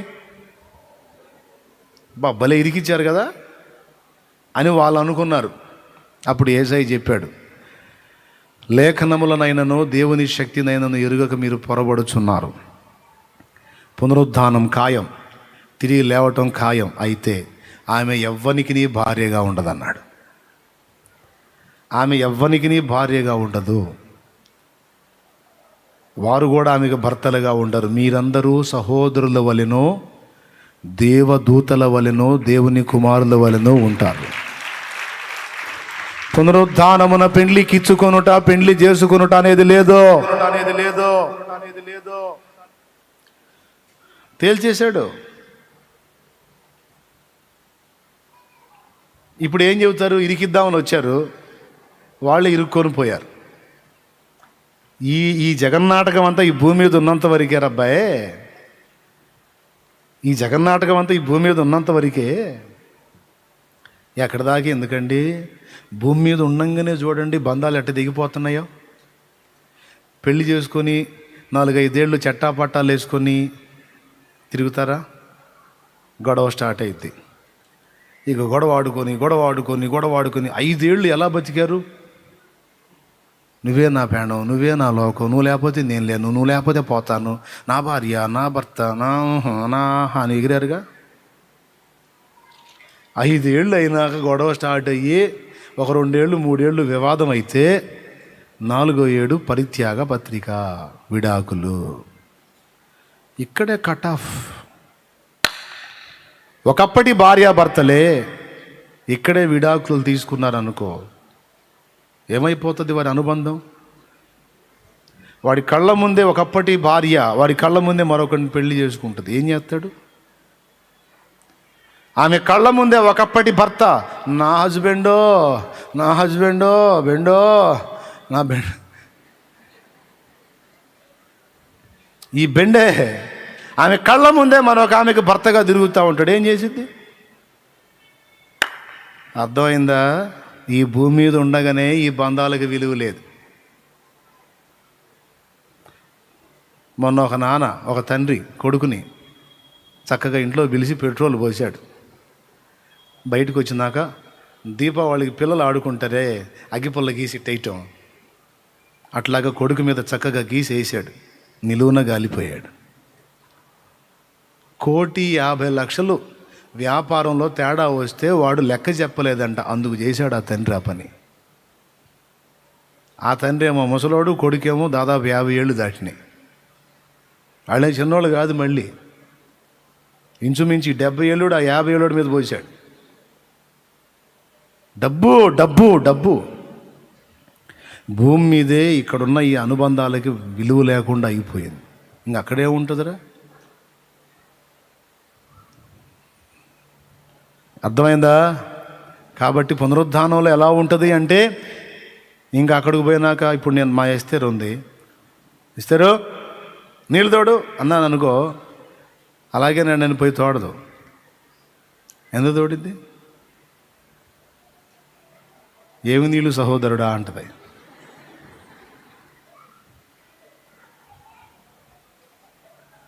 చేసేది ఏం లేదు అక్కడ. మనందరము కలిసి వినాలి, జాగ్రత్తగా వినాలి. మనందరము కలిసి మళ్ళీ ఒకళ్ళ మీద ఒకళ్ళం పెత్తనం చేయటం కాదు, అందరము కలిసి ఆయన పెత్తనమునకు లోబడబోతున్నాం. అది జరగబోతున్న ప్రక్రియ. మనందరికీ భర్తగా ప్రభువు ఉంటాడు, వధువుగా భార్యగా మనం ఉంటాం. అంటే అందరం ఆడవాళ్ళం అయిపోతాం అనుకోకండి. సింపుల్ చెప్తా, అర్థం కావటానికి చెప్తా. ప్రపంచ పునర్జన్మమందు నా నిమిత్తము త్యాగము చేసిన వాడికి, నా నిమిత్తము భూమి మీద భార్యనైనను, అన్నదమ్ములనైనను, అక్క చెల్లెండైనను, ఏండ్లనైనను, భూములనైనను, స్థలములనైనను, పొలములనైనను త్యాగం చేసిన వాడు ఇహమందును పరమందును 100 రెట్లు పొందునని ఉంది బైబిల్లో. ఎన్ని రెట్లు? 100 రెట్లు పొందునని ఉంది. ఇప్పుడు దాన్ని బట్టి మరి ఇహమందు మనం ఏదైనా దేవుని కోసం త్యాగం చేస్తే, ఈ లోకంలో దేవుడు ఇస్తాడంట 100 అంతలు, ఆ లోకంలో కూడా ఇస్తాడంట 100 అంతలు అని. మరి పిల్లలు 100 మంది, భార్యలు 100 మంది, వెండి బంగారాలు 100 అని సహజంగా అనిపిస్తుంది. అన్నీ పొందేసుకోవచ్చా అని. దీని విషయంలో నాకు వచ్చిన అభిప్రాయం చెప్తున్నాను, వినండి. నాకున్న ప్రత్యక్షత చెప్తున్నాను. మనకి 2 దశలు ఉన్నాయి, 2 వయస్సులు ఉన్నాయి. పిన్న దశ, పెద్ద దశ. మా అజయ్ని చూడండి ఒకసారి. లేనా ప్రజెంట్ విజయ్ వెళ్ళిపోయాడు సత్యనపల్లి, అజయ్ దొరికాడు నాకు. వీడు మా మేనల్లుడు, మా అక్క కొడుకు. అయితే వీడు చిన్నప్పుడు నన్ను ఒక పెద్ద మొత్తం అడిగాడు. అప్పటికి వాడికి రూపాయి ఎక్కువ అనుకోండి, వాడికి రూపాయే ఎక్కువ. కానీ అప్పుడు నాకు వాడు, మావయ్య నాకు 100 రూపాయలు ఇయ్యవా అన్నాడు. ఎంత అన్నాడు? 100 రూపాయలు ఇయ్యవా అన్నాడు. నేను అన్నాను, రే 15 సంవత్సరాలు ఆగు, 15 సంవత్సరాలు ఆగు, అప్పుడు నేను నీకు 500 ఇస్తా అన్నా. ఎంత అడిగాడు వాడు? సరే 100 రూపాయలు తీసేయండి, 10 రూపాయలు అడిగాడు. రూపాయోడు 10 రూపాయలు అడిగాడు. మావయ్య నాకు 10 రూపాయలు ఇవ్వవా అన్నాడు. నేను అన్నాను, 15 సంవత్సరాలు ఆగురా, నీకు నేను 100 రూపాయలు ఇస్తా. ఇది 9 రెట్లు ఎక్కువ కదా, నీకు 100 రూపాయలు ఇస్తా అన్నా. అబ్బా వాడు సంతోషంగా 100 రూపాయలు ఇస్తామా? అవునరా 100 రూపాయలు ఇస్తా. రైట్, అట్లయితే నేను ఓర్చుకుంటా. ఇక ఎన్నేళ్ళు రైట్. ఈ 15 ఏళ్ళకి ఇక ఎట్లా అయిపోయాడు అజయుడు? రూపాయోడు 10 రూపాయలోడు 100 రూపాయలోడు లాగా ఉన్నాడా? పెద్ద అయిపోయాడు. 15 ఏళ్ళు అయినాక మళ్ళీ నా దగ్గరికి వచ్చి, మావయ్య అప్పుడు నేను రూపాయి అడిగితే 10 రూపాయలు అడిగితే 100 రూపాయలు ఇస్తాను అన్నావుగా, మరి 100 రూపాయలు ఇవ్వవా అని అడుగుతాడా? నేను పిలిచి, ఒరే అజయ్ ఇట్రా అని పిలిచి, నీకు 100 రూపాయలు ఇస్తాను అన్నాను కదరా, ఇదిగో తీసుకుంటే ఎట్లా చూస్తాడు వాడు నాకు వెళ్ళి? అజయ్ ఎట్లా చూస్తావరా?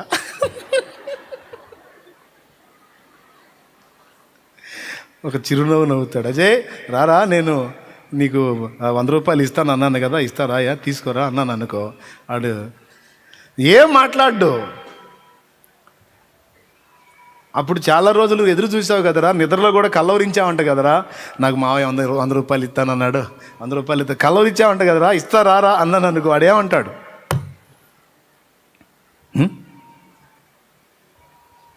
మీకు అర్థమైందా? రైట్.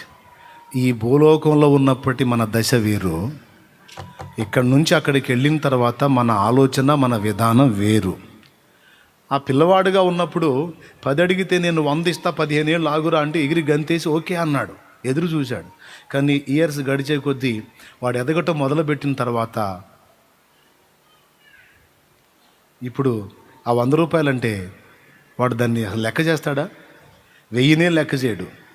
అందులో మా అజయ్ 10,000 లెక్క చేయడు. దేవునికి స్తోత్రం, హల్లెలూయా. అంటే ఇది చాలా చిన్నది, అవునా? ఇంకొకటి కూడా చెప్తా మీకు ఈజీగా అర్థం కావడానికి. నేను ముగించబోతున్నా, సంతోషంగా స్తోత్రం చెప్పండి. పర్లేదు, అలవాట్లో పొరపాట్లే. ఇప్పుడు గోళీల ఆటలు ఎంతమంది ఆడారు చిన్నప్పుడు? చేతులు ఎత్తండి. నేను ఆడానంటే మీరు ఆడలేదా? అబద్ధాలు ఆడొద్దు, చేతులు ఎత్తండి. గోళీలు ఆటలాడిన వాళ్ళందరూ చేతులు ఎత్తండి. ఆడారా? అమ్మో మీరు కూడా ఆడారు, సరే అందరూ ఆడారు, గోళీల ఆటలు అందరూ ఆడారు. చిన్నప్పుడు మన ఆస్తులు ఏంటి, అవునా? అస్సలు ఇక ఏమన్నా ఉందా? గోళీలు ఆడటం, గెలుచుకోవటం, అవి ఒక డబ్బాలోనో ఎందులోనో పోసుకోవటం, దాచిపెట్టుకోవటం, తడవకెళ్ళి అవి చూసుకోవటం, మళ్ళీ సాయంత్రం బడికి పోయి రాగానే, స్కూల్కి పోయి రాగానే మళ్ళీ జేబులు పోసుకోవటం, వస్తావా అని ఎవడొకని గెలిపించుకోవటం, ఆట ఆడటం, మళ్ళీ వాడిని ఓడించటం, అవన్నీ పొందుకోవటం, రావటం, ఇయే కదా ఆస్తులు. ఆ గోళీల ఆటలు అవతల వాడు తొండి ఆడితే వాడిని దన్నటం, లేదా వాడి చేత తనులు తినటం, జుట్లు బీక్కోవటం, తిట్టుకోవటం, కింద పడి దొర్లాడటం. నేనైతే ఫైటింగ్లు కూడా, వాడు కలబడుకోవటం, పిల్లలం. ఎందుకు? వాడు తొండి ఆడాడనుకో, వాడి మీద యుద్ధం. దేనికోసమయ్యా? రైట్. ఎందుకు? అప్పటి మన ఆస్తులు అయ్యే. ఇప్పుడు పెద్దవాళ్ళం అయ్యాం, ఇప్పుడు గోళీల గురించి అసలు పట్టించుకుంటావా? ఒకప్పుడు నీకు అదే ప్రపంచం అయిపోయింది, అదే జీవితం అయిపోయింది. అయిందా లేదా? చెప్పరేంది? కొనుక్కొని కడుపుకు తినడానికి ఇచ్చింది ఏం చేసావు నువ్వు? ఒకడికైతే అసలు సిగ్గుండదు, తెచ్చుకుంటాడు, పోగొట్టుకుంటాడు, మళ్ళీ పోతాడు. అదొక వ్యసనం, అవునా? దాదాపు నాకు తెలిసి ఇప్పుడు అసలు ఆటలు పోయినాయి, ఇప్పుడు పట్టించుకోవట్లేదు ఎవడు. ఇప్పుడు అంతా ఇదైపోయింది, ఈ పిచ్చి అయిపోయింది. ఇప్పుడు ఎవడు పట్టించుకుంటున్నాడు? మన చిన్నప్పుడు అంతా ఆడాం. ఇప్పుడు పెద్ద అయినాక ఆ గోళీల ఆట ఆడేవాళ్ళని చూస్తుంటే పిల్లలు అంటున్నాం. ఒకప్పుడు అదే మన ప్రపంచం. ఇప్పుడు అసలు విలువేనా మనకు? అది లెక్క చేస్తామా దాన్ని? ఈరోజు మనం ఆశించే ఈ శరీర అపేక్షలన్నీ రేపు మహిమలోకి వెళ్ళిన తర్వాత పిల్లకాయలు గోళీల కోసం కొట్లాడినట్టుగా నేనేంది వాటి కోసం అంత వెంపర్లాడాను అనిపిస్తుంది. ఎందుకంటే అంత మెచ్యూరిటీ వస్తుంది. అప్పుడు 10 రూపాయలు అడిగిన వాడికి 100 ఇస్తానంటే 15 ఏళ్ళేగా ఆగుతాలే అనుకున్నాడు. తీరా 15 ఏళ్ళు గడిచేసరికి 100 ఇస్తానంటే వాడే 1000 సంపాదించేవాడు అయ్యాడు అనుకుందాం. వాడే 1000 సంపాదించేవాడే నేను 100 ఇస్తానంటే ఎగురుకుంటా మా మామయ్య 100 ఇస్తాను అన్నాడు అనుకుంటూ వస్తాడా? ఏం రాజే అడిగావు అంటే అది పిల్ల చేస్తాలే మామయ్య అప్పుడు అంటాడు. రేపు దేవుడు నువ్వేదో నేను అన్నీ కోల్పోయాను, మరి నేను ఆ సుఖం పొందలేదు, ఈ సుఖం పొందలేదు, అది పొందలేదు, ఇది పొందలేదు అన్నాగమ్మా, నా కుమారి, నా కుమారుడా, రా నీకు ఆ సుఖాలన్నీ ఇస్తానంటే నాకెందుకు తండ్రి? అది పిల్లతనం నాయనా. ఆ తుచ్చమైన అభిలాషలు నిజమని భ్రమించిన ఆ మాయామేయ జగత్తులో పడిన మోసం తండ్రి వాస్తవంలోకి వచ్చే ఇంకా నాకెందుకు ప్రభువా? నీవు నాకుండగా నీవే నాండగా, నీవు నాకుండగా నీవే నాండగా, నీవే నా ఆత్మదాము తీర్చిన వెంబడించిన దేవునికి మహిమ.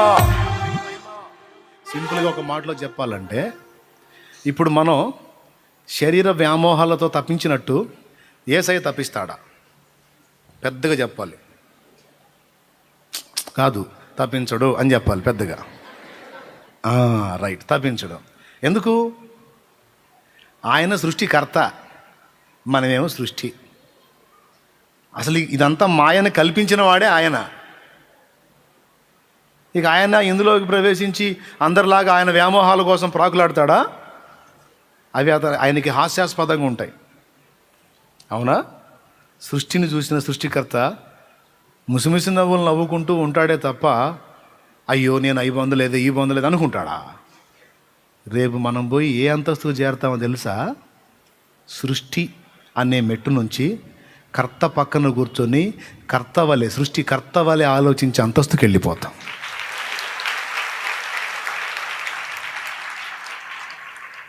అప్పుడు ఇక కల్పించినటువంటి ఇప్పుడు కామ విషయాలే ఉన్నాయి, కామ వికారాలు ఉన్నాయి. అవన్నీ కూడా ఆయన పోసిన పైత్యరసం. రేపు కొంతమంది వ్యక్తులను సృష్టించి మనం వాళ్ళు అవి నింపుతాం. అవి నింపబడ్డవాడు కొట్టుమిట్టాడుతాడు వాటి కోసం. మనకుండదు. ఎందుకు?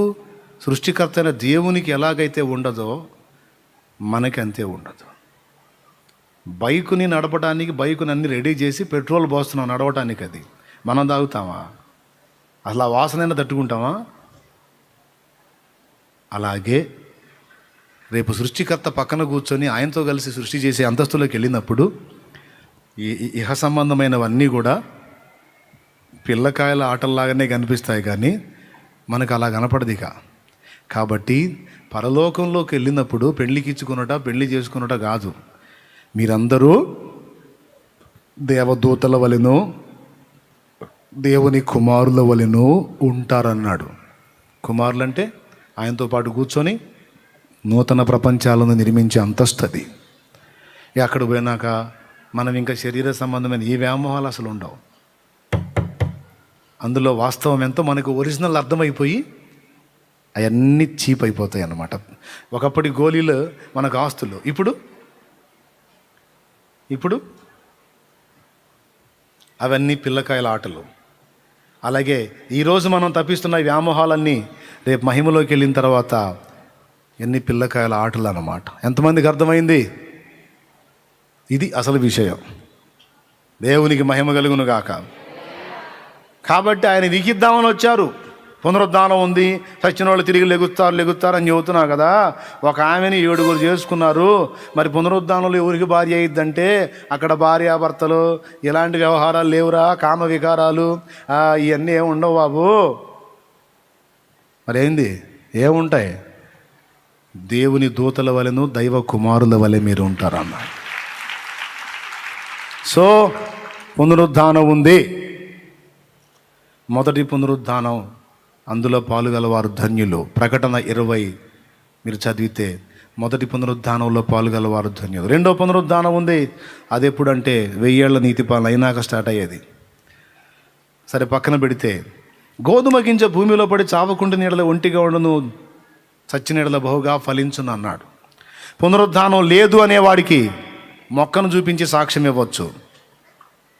చచ్చి బ్రతకటం ఉండదా? ఉండదో? ఉండదా? ఉండదో? ఉండదా? ఉండదో? ఇట్రారా, ఇట్రా అని అంటే తీసుకెళ్ళి చూపించాలా. గింజను నాటావు కదా, భూమిలో పడి సస్తుందా బతికే ఉందా? అప్పుడు వాడే చెబుతాడు చచ్చిదిగా. నా చిన్నప్పుడు మా అక్కయ్యళ్ళు మందారపు మొక్కలు అంట్లు తీసుకొచ్చి నాటేవాళ్ళు. అంట్లు అంటే కొమ్మని ఎరగదీసి, ముద్ద మందారం బాగుంటుంది కదా, తెలీదా? మందారం అండి పుష్పం. ఈ ఒక్క మొక్కేనండి, టైం అయిపోయింది. అవి తీసుకొచ్చి దాని తలకి ఏదో పేడ పెడతారు టాప్లో, ఆ కొమ్మకి. దాన్ని తీసుకొచ్చి భూమిలో నాటి రోజు నీళ్ళు పోస్తారు. తెచ్చి నాటినప్పుడు దానికి కొమ్మలు ఆకులు అవన్నీ ఉంటాయి, పచ్చగా ఉంటుంది. రోజుకు ఒక రకంగా అది ఎండిపోయి వాడిపోయి అన్నీ రాలిపోతూ ఉంటే నేను యువత మా అక్కని అడుగుతా, అమ్మాయి అది చచ్చిపోతే దానికి ఏంది రోజు నీళ్ళు పోతానా? చచ్చిపోదు ఆగుబాయి, బతికిద్ది కానీ అంటది. చచ్చిపోయింది మా, ఇదిగో చూడు ఆకులన్నీ రాలిపోయినాయి, అంతా ఎండిపోయింది, ఎర్రగా అయిపోయింది, చచ్చిపోయింది కదా అంటే, చచ్చిపోయి మళ్ళీ బతికిద్దిరా అంటారు. ఎట్లా బతికిద్దో చూడాలని ఒకసారి ఖచ్చితంగా కనిపెట్టాను. నిజంగా నేను ఈ పని చేశా. పెద్ద మందారపు కొమ్మ తెచ్చి నాటింది. ఎవరో కాదు, చనిపోయిన అమ్మాయి, అజయ్ వాళ్ళ అమ్మాయి నాటింది. నీళ్ళు పోతా ఉంది. ఆ కొమ్మగా టాపులో పేడ పెట్టింది.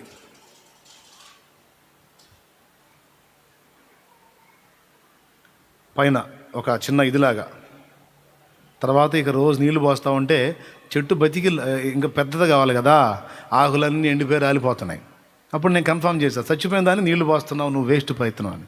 లేదు లేదు చూడండి, మొత్తం చచ్చిపోయి ఎండిపోయినట్టు అయిపోయింది. అది కన్ఫర్మ్ చచ్చిపోయింది అది. ఇక చివరికి ఒక ఆకు కూడా లేదు, ఒట్టి పుల్లలాగా మిగిలింది. దాని మీద పెట్టిన పేడను ఆ పుల్ల తప్పిది ఏం మిగల్లా. అయినా నీళ్లు పోస్తానే ఉంది. 2 రోజుల తర్వాత ఇక నన్ను పిలిచింది, ఇట్రా అని పిలిచి ఆ ఎండిన ఆ చెట్టును చూపించి, ఇదిగో చిన్న చిన్న చిగురులు వస్తున్నాయి చూడండి. మీరు ఎప్పుడన్నా చేశారా ఆ పని? వస్తుంది అట్లా? నేను తెలియకుండా చెబుతున్నానా? వచ్చినాయి, చెట్టు అయింది, పూలు కూడా పూసింది. అది చచ్చి తిరిగి బ్రతుకుతున్న చెట్టు గింజ. ఎలాగో చనిపోయినటువంటి మన వారు కానీ, చనిపోయే స్థితిలో ఒకవేళ మనం ఉంటే మనం కానీ ఖచ్చితంగా తిరిగి లేచే రోజు ఒక రోజు ఉంది.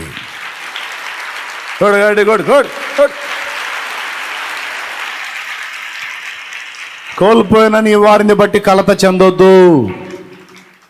తప్పకుండా లెగుస్తారు. ఎక్కడికి పోతారేంది? అబ్రహాము మృతి నుండి తన పితరులతో కూడా చేర్చబడెను. దావీదు మృతి నుండి తన పితరులతో కూడా చేర్చబడెను. యోసేపు మృతి నుండి తన పితరులతో కూడా చేర్చబడెను. ఇస్సాకు మృతి నుండి తన పితరులతో కూడా చేర్చబడెను. విచిత్రం చెప్పనా? ఒకసారి నగిలి చూడండి అందరూ సంతోషంగా. మ్యాటర్ ఏం భలే అద్భుతంగా ఉంటుంది కానీ టైం ఏం మరి మాట తప్పకూడదుగా. నేను మాట అంటే మాటే. వినండి చెప్తా. ఫస్ట్ ఈ లోకంలోకి మనం వచ్చామా, మన అమ్మ నాన్న వచ్చారా? ముసలోళ్ళు వచ్చారా, మనం వచ్చామా? రైట్, ఫస్ట్ ఎంటర్ అయింది ముసలోళ్ళే, తర్వాత మనం ఎంటర్ అయ్యాం.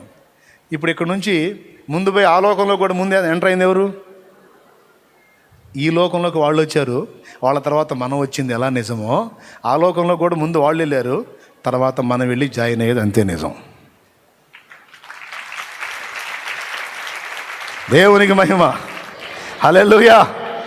మొత్తం ఉన్నారు.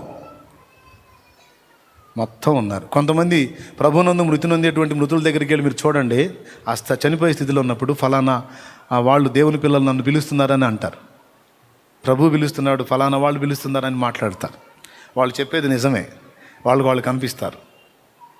కాకపోతే మనమేమో అంటే ప్రాణం పోతుంది కదా, పని చేయట్లా, ఎవరెవరో కనపడుతున్నారని చెబుతారు. నీ బొంద నీకే పని చేయట్లే. అది చెప్పేది కరెక్టే. దేవునికి స్తోత్రం. హల్లెలూయా. మనకి అర్థమైపోతుంటుంది క్లియర్గా, ఆ లోకం ఓపెన్ అయిపోద్ది. లాజరు చనిపోయి దేవదూతల చేత అబ్రహాము రొమ్మున ఆనుకొనుటకు కొనిపోబడెను. వచ్చారు, దూతల సమూహం వచ్చింది. మరి ఏ టైపులో వచ్చి తీసుకెళ్లారో, మరి ఏం మ్యూజిక్లు వేసి తీసుకెళ్లారో నాకైతే తెలియదు, కానీ మొత్తానికైతే గంభీరంగా తీసుకెళ్లారు లాజర్ని. కాబట్టి ఇప్పుడు ఏమర్థమైంది మీకు? ఒక పట్టాను నువ్వు వదలవని అర్థమైంది. ఏం కాదు, నిజంగా ముగిస్తున్నా. మృతి నొందిన మృతులు అలాగే ఉండరు, తిరిగి లేపబడతారు. గోధుమ గింజ భూమిలో పడి చావకుని నెల ఒంటిగా ఉండును, చచ్చిన నెల విస్తారముగా ఫలించు. నన్ను ప్రేరేపించిన పాట ఏంటో చెప్పా, నన్ను బలపరిచిన మాట ఇది ఏంటంటే, కుమారుడా, ఈ లోకంలో ఏవేవైతే కొన్ని కీలకమైన విషయాలు ఉన్నాయో ఆ విషయాలలో నువ్వు చనిపోవాలి అన్నాడు దేవుడు.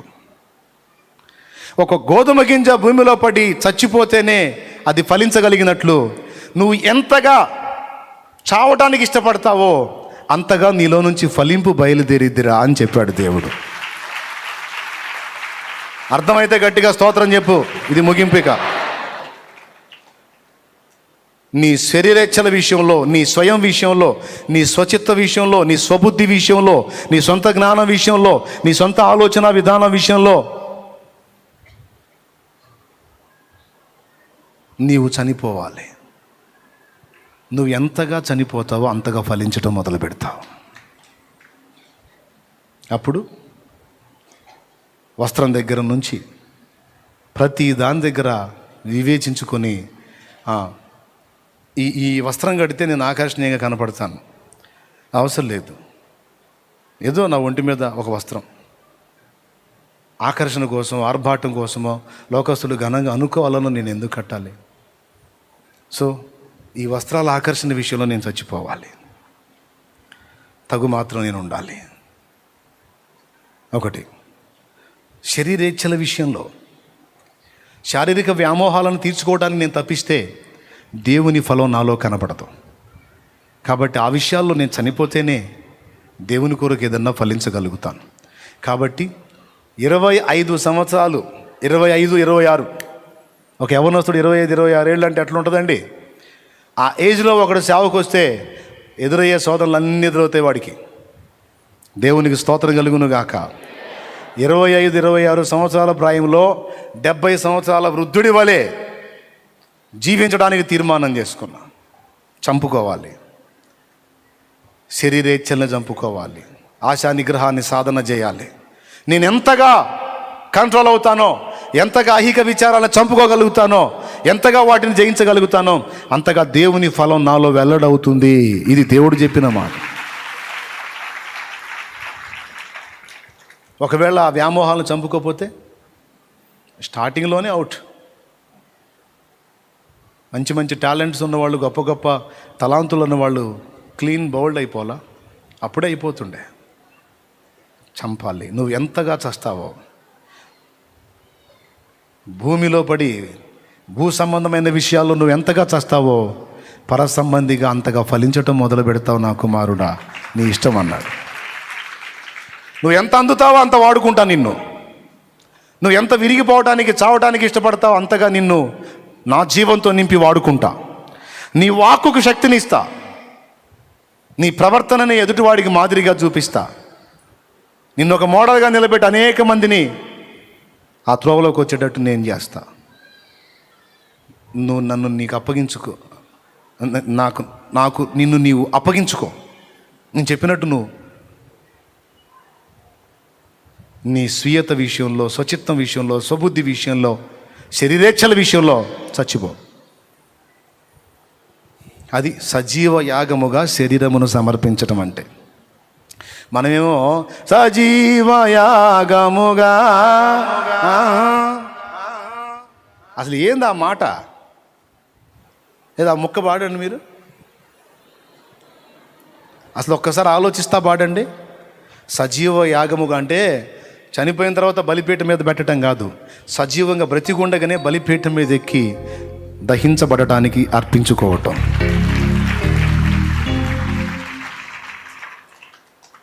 హల్లెలూయా. అందుకే భక్తులు ఈ పాటలు కూడా పాడారు. అర్థమైందా? ఈ పాటలు కూడా పాడారు.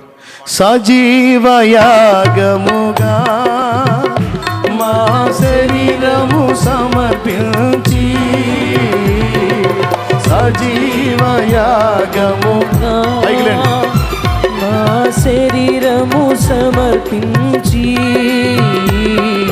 సంపూర్ణ సిద్ధి నొందా శుద్ధాత్మను నొసగితివి, సంపూర్ణ సిద్ధి నొందా శుద్ధాత్మను నొసగితివి. స్తోత్రం చెల్లింతుము, స్తుతి స్తోత్రం చెల్లింతుము. హల్లెలూయా. ఒక సినిమా చూస్తే 3 గంటలు టైం వేస్ట్. నాకు నేను అనుకున్నది, ఈ 3 గంటలు ఏదన్నా గ్రంథాలయానికి వెళ్ళి పుస్తకం ముందేసుకున్నాను అనుకో, ఎవడైనా ఏవైనా విషయాలు అడిగితే చెప్పడానికి నా దగ్గర ఆన్సర్ ఉంటుంది. కాబట్టి నేత్రాశ పాపం విషయంలో నేను చచ్చిపోవాలి. ఈ టైముని ధ్యానానికి ఉపయోగిస్తే జ్ఞానం పొందగలుగుతాను. జ్ఞానం పొందుకుంటే దేవుని కొరకు వాడటానికి ఉపయోగపడుద్ది.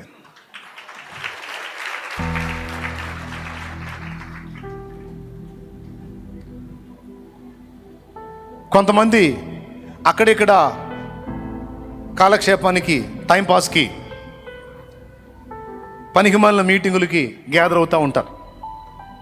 నేను కూడా పోయి అందులో కూర్చుంటే కాస్త టైంపాస్ మాటలు, కొన్ని ఎంజాయ్లు జరుగుతాయి.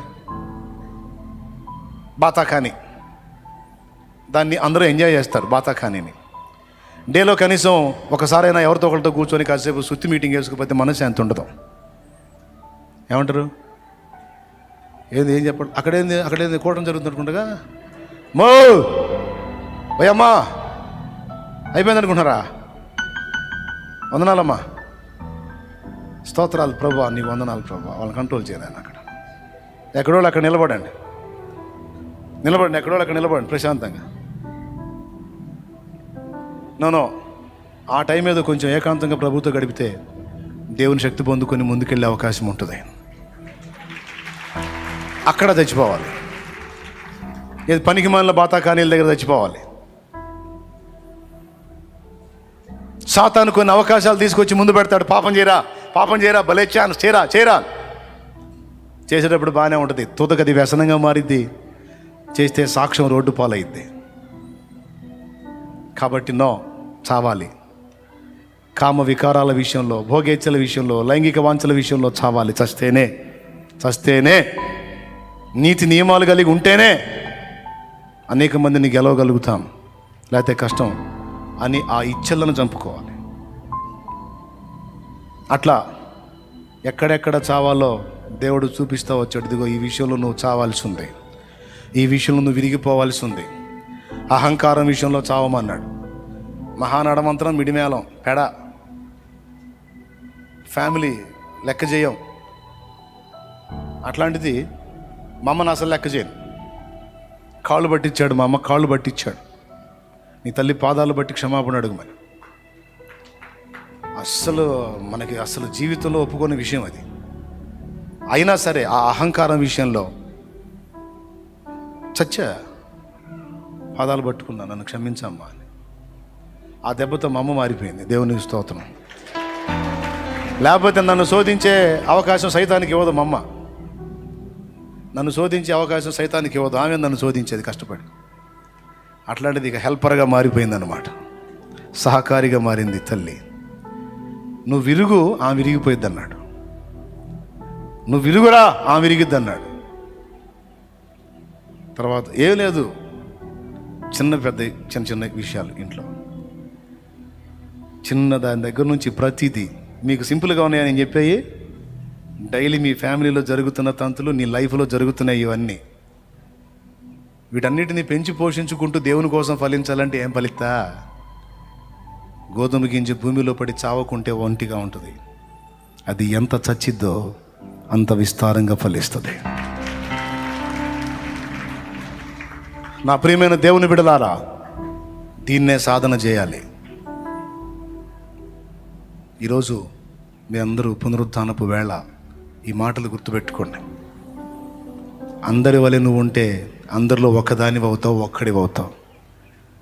అందరిలో నువ్వు ఉన్నా నువ్వు అనేకుల్ని ఫలించాలంటే నువ్వు ప్రత్యేకంగానే ఉండాలి.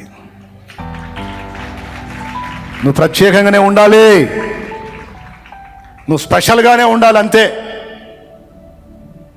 అందరిలో ఉంటే నువ్వు అందరిలో ఒక్కదానివి, అందరిలో ఒకడివి. అందరికీ భిన్నంగా నువ్వు దేవుని కొరకుంటేనే అందరికీ నువ్వు దీవెనవి, ఆశీర్వాదానివి, మాదిరివి.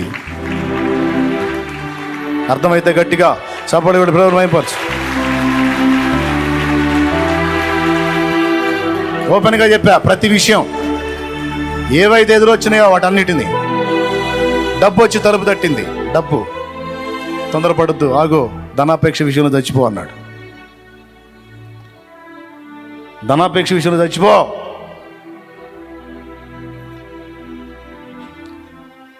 ఓకే ప్రభువా, అస్సలు చూడొద్దు. డబ్బులు ఇచ్చే వ్యక్తుల వైపు కానీ, వాళ్ళు ఇచ్చే డబ్బుల వైపు కానీ, వెండి బంగారాల వైపు కానీ నువ్వు చూడొద్దు నా కుమారుడా. నువ్వు నాకెళ్ళే చూడు, ఏ అవసరం వచ్చినా. వీళ్ళు డబ్బు ఇస్తారు కదా, వీళ్ళని స్పెషల్గా రెస్పెక్ట్ చేద్దాం, వీళ్ళు ఉన్నవాళ్ళు కదా, సంపన్నులు కదా, వీళ్ళు కారు వేసుకొని వచ్చారు కదా, కాస్ట్లీ కారు వేసుకొని వచ్చారు కదా, అబ్బో వీళ్ళు హైపైగా ఉన్నారు కదా అని లెక్క చేయొద్దు. చేసావా నువ్వు వాళ్ళకి దాసుడు అవుతావు, డబ్బుకు దాసుడు అవుతావు. నువ్వు నా దాసుడివి. నేను చెప్పిన అదుపాజ్ఞలో నువ్వు ఉంటే ఎలాంటి వాళ్ళని కూడా ముక్కు మీద వేలుంచి గద్దించి బుద్ధి చెప్పగలవు.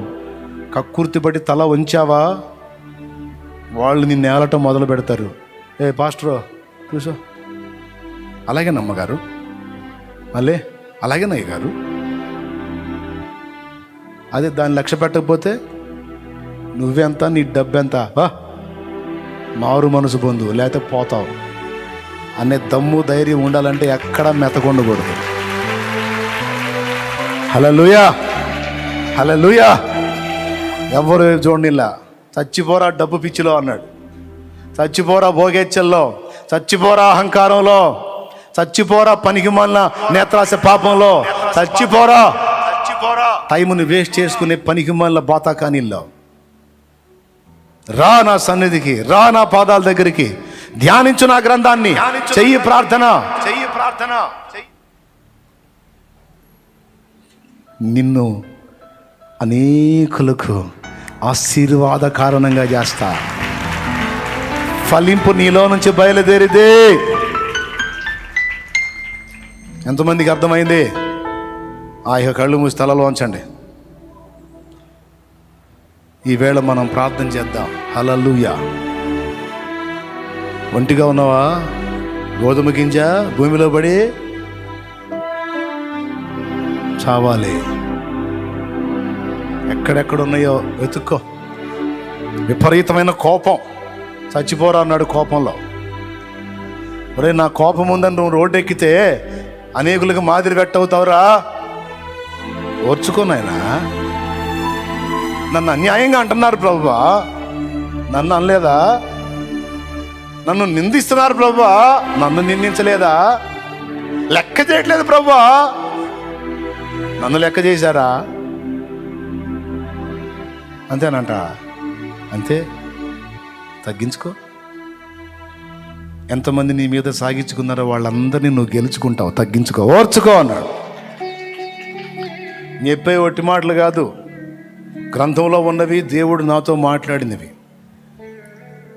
అవన్నీ పట్టుకొని జాగ్రత్తగా అడుగులు కదిపినందున ఏదో 4 ఆత్మల్ని, ఏదో 10 మందికి ఓ మాదిరి, ఏదో 4 జీవితాల్లో వెలుగు. ఆలోచించండి, సరి చేసుకోండి. కృప మన అందరికీ తోడై ఉండును గాక. తలలో వంచి కళ్ళు మేండి ప్రార్థన చేసి ముగిస్తాం.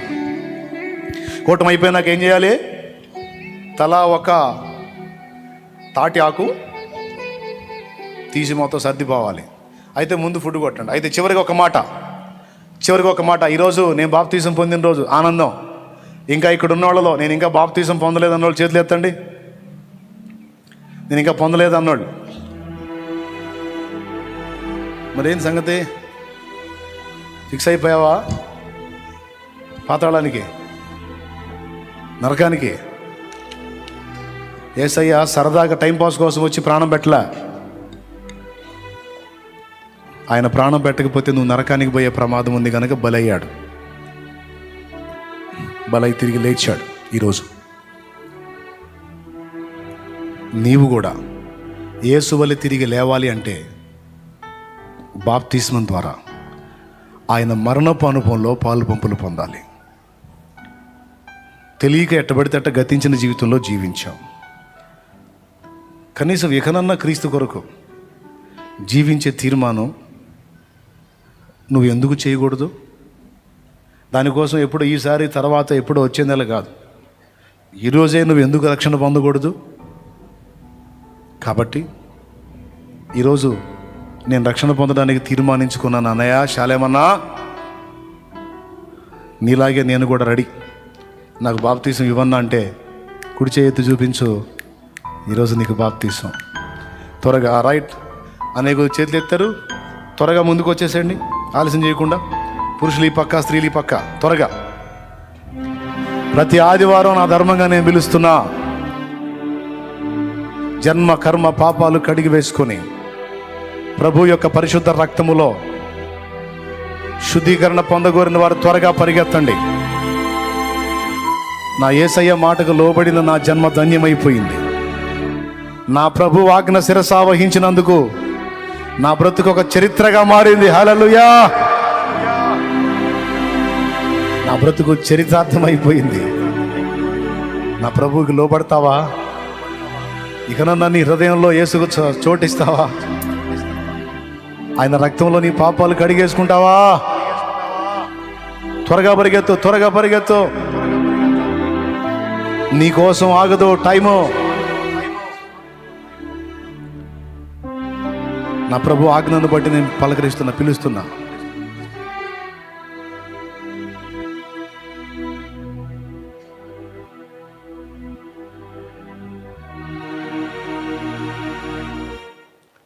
యేసు సిలువ నిజం, బలియాగము నిజం, తీర్పు నిజం, నరకాగ్ని నిజం, నిత్య జీవం నిజం, యుగయుగాల తేజో రాజ్యంలో ఆనందకరమైన జీవితం నిజం. దీన్ని నమ్మిన వారు పరిగెత్తండి,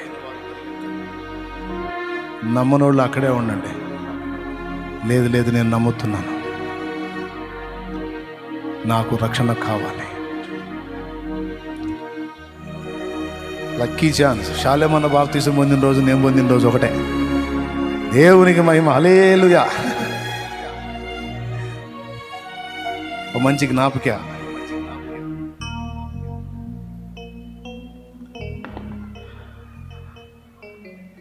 వచ్చేవాళ్ళు రానండి ఆ ప్రక్క నుంచి. త్వరగా రావాలి, మీరు చిన్నగా నడిస్తే టైం అయిపోయిందిడా. పరిగెత్తాలా?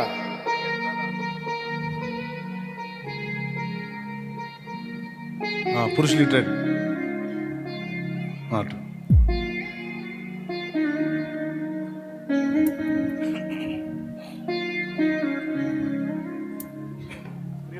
స్త్రీలు అక్కడే, పురుషులు ఇటు.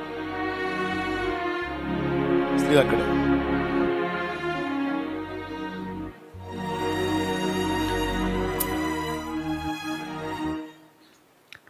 నా జీవం నీ కృపలో దాచితివే, స్తుతుల మధ్యలో నివసించువాడా, స్తుతికి పాత్రుడా. అనేక మంది మంచి తీర్మానంతో ముందుకొచ్చారు. ఇంకా ఎవరైనా రక్షణ పొందకపోతే ఇదే పిలవకపోతే నాది తప్పు, పిలిచినా నిర్లక్ష్యం చేస్తే నీది తప్పు, నాకు సంబంధం లేదు. నీ ఆత్మని గురించి నువ్వే ఉత్తరవాదివి.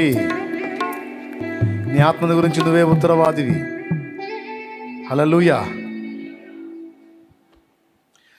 స్తుతుల మధ్యలో నివసించువాడా, స్తుతికి పాత్రుడా. స్తుతుల మధ్యలో నివసించువాడా, స్తుతికి పాత్రుడా. స్తుతియాగముగా మీ సేవలో ప్రాణార్పణ చేతునే. స్తుతియాగముగా మీ సేవలో ప్రాణార్పణ చేతునే. నా జీవం నీ కృపలో దాచితివే, నా జీవిత కాలమంతా ప్రభువా నీవే నా ఆశ్రయం, నా ఆశ్రయం. నా జీవం నీ కృపలో దాచితివే.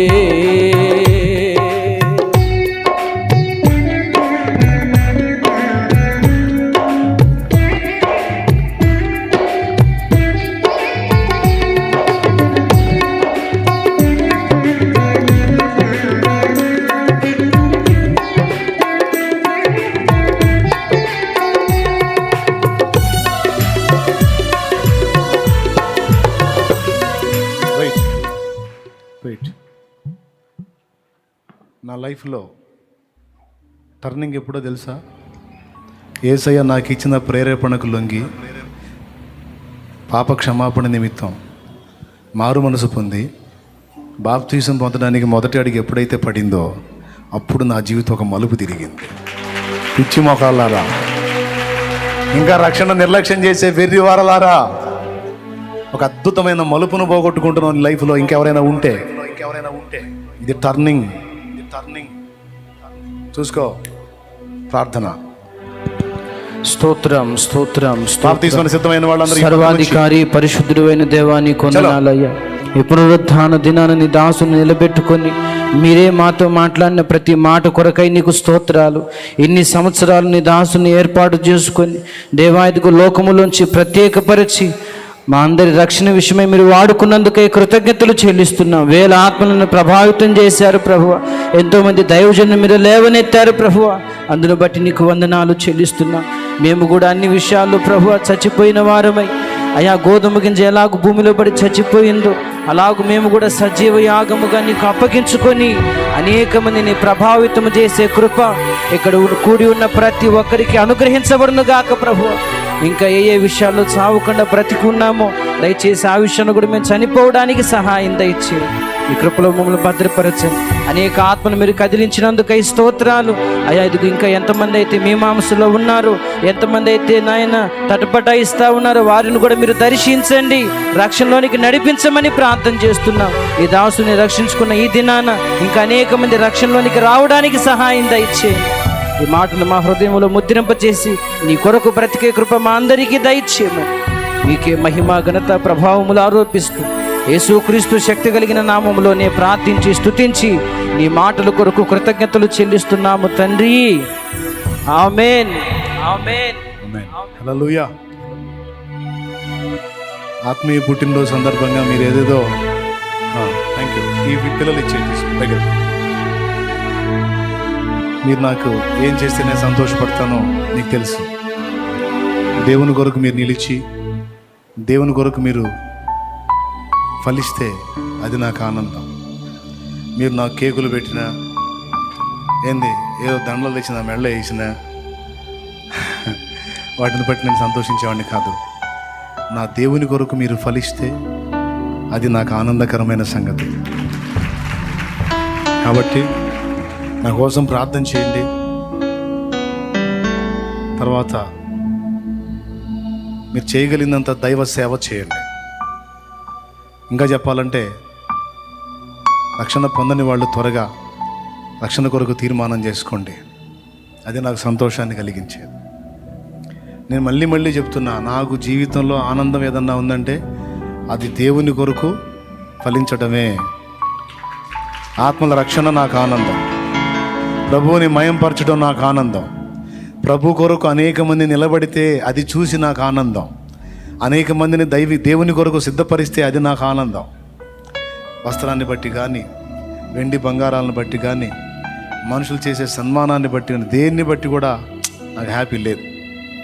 అవన్నీ ఏదో మీ ఆనందం కోసం మీరు ఏదో తెస్తే కాదనకుండా తీసుకొని అవతలు ఇవ్వటం తప్ప నాకు కావాల్సింది మీరందరూ ఆత్మల్ని గెలవాలి. దేవుని కొరకు పనిచేసే పనిముట్లు కావాలి. మీరందరూ రేపు దేవుని సముఖంలో పునరుత్థాన వేళ దేవుని సముఖంలో కిరీట ధారణ పొందడానికి తగినట్టుగా తయారు కావాలి.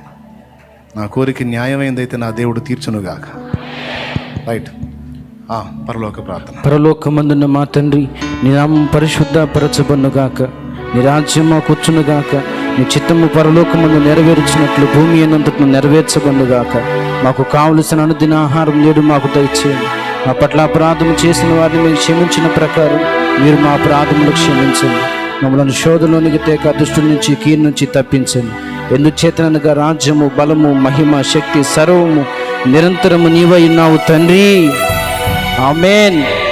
మన తండ్రి అయిన దేవుని ప్రేమ, కుమారుడైన యేసుక్రీస్తు వారి కృప, పరిశుద్ధాత్మ దేవుని అన్యోన్య సన్నిధి సహవాసం సమకూడిన మనకు సకల పరిశుద్ధులకు సదాకాలము తోడయుండి అనేక ఆత్మలను రక్షించేట్లుగా దేవుడు మనందరికి కృప దయచేయునుగాక. ఆమేన్. ప్రభేసు రక్తమునకే జయం, ప్రభేసు రక్తమునకే జయం, ప్రభేసు నామమునకు సంపూర్ణ విజయము కలుగునుగాక. ఆమేన్. హల్లెలూయా, హల్లెలూయా, హల్లెలూయా, హల్లెలూయా, హల్లెలూయా. హల్లెలూయా. అందరికీ హృదయపూర్వక వందనాలు. ఇప్పటి వరకు ఈ పునరుద్ధానపు ఆరాధనలో పాల్గొన్న ప్రతి ఒక్కరికి హృదయపూర్వక వందనాలు. జూమ్లో ఉండి ఈ ప్రార్థనలో ఎక్కువించిన మీకు, లైవ్లో ఉండి ఇంతవరకు శ్రద్ధగా వాక్యాన్ని విని అనేకులకు ఈ పరిచర్యను పరిచయం చేస్తున్న మీ అందరికి కూడా హృదయపూర్వక వందనాలు. దేవుడు మిమ్మల్ని అందరినీ దీవించునుగాక. అలాగే కొంతమంది ప్రార్థన కోరుతూ ఉన్నారు. ఎగ్జామ్స్ కావచ్చు, మరి రకరకాల పరిస్థితుల్లో ఉన్నవారు ప్రార్థన కోసం వచ్చారు. మీ అందరికి కలిపి నేను ప్రార్థన చేస్తాను. మీరున్న చోటే కనులు మూసుకోండి. ఒకవేళ మీరు ఆయిల్ బాటిల్ తెస్తే దాన్ని కూడా మీ చేత పట్టుకోండి. దానికోసం కూడా నేను ప్రార్థన చేస్తాను. ప్రేమ స్వరూపయోగు తండ్రి, నీకు స్తోత్రాలు. ఈ మధ్యాహ్న కాల సమయంలో నీ బిడ్డల కోసం ప్రార్థన చేస్తున్నాం. కృప చూపించయ్యా. ఎవరెవరు ఎలాంటి పరిస్థితిలో ఉన్నారో నాకైతే తెలియదు, కానీ సమస్తం ఎరిగిన దేవుడవు నువ్వు గనుక ఏ హృదయంలో ఎలాంటి వేదన ఉన్నదో, ఏ విషయాలు బట్టి బిడ్డలు కన్నీరు గార్చి నీ పాదాల చెంత మానక ప్రార్థించి కనిపెడుతున్నారు, యేసు నామములో ఆ కన్నీరు తొలగిపోవును గాక. ఆ పరిస్థితులన్నీ మార్పు కలుగును గాక. ప్రతి సమస్య సాక్ష్యముగా మారునుగాక. బిడ్డలందరూ పేరు పేరున మీరు జ్ఞాపకం చేసుకోండి. రోగులుగా ఉంటే స్వస్థత దయచేయండి. కృంగిపోయి ఉంటే బలపరచండి. ఆర్థికంగా నష్టపోయి ఉంటే దీవించండి. సమృద్ధి ఆశీర్వాదం కలుగజేయండి నాయన. పంటలు వేస్తుంటే పంటలు సమృద్ధిగా పండునట్లుగా సహాయం చేయండి. పంటను తినివేస్తున్న ప్రతి తెగులు యేసు నామములో తొలగిపోవునుగాక. కుటుంబాల్లో అసమాధానం ఉంటే సమాధానము కలుగజేయండి.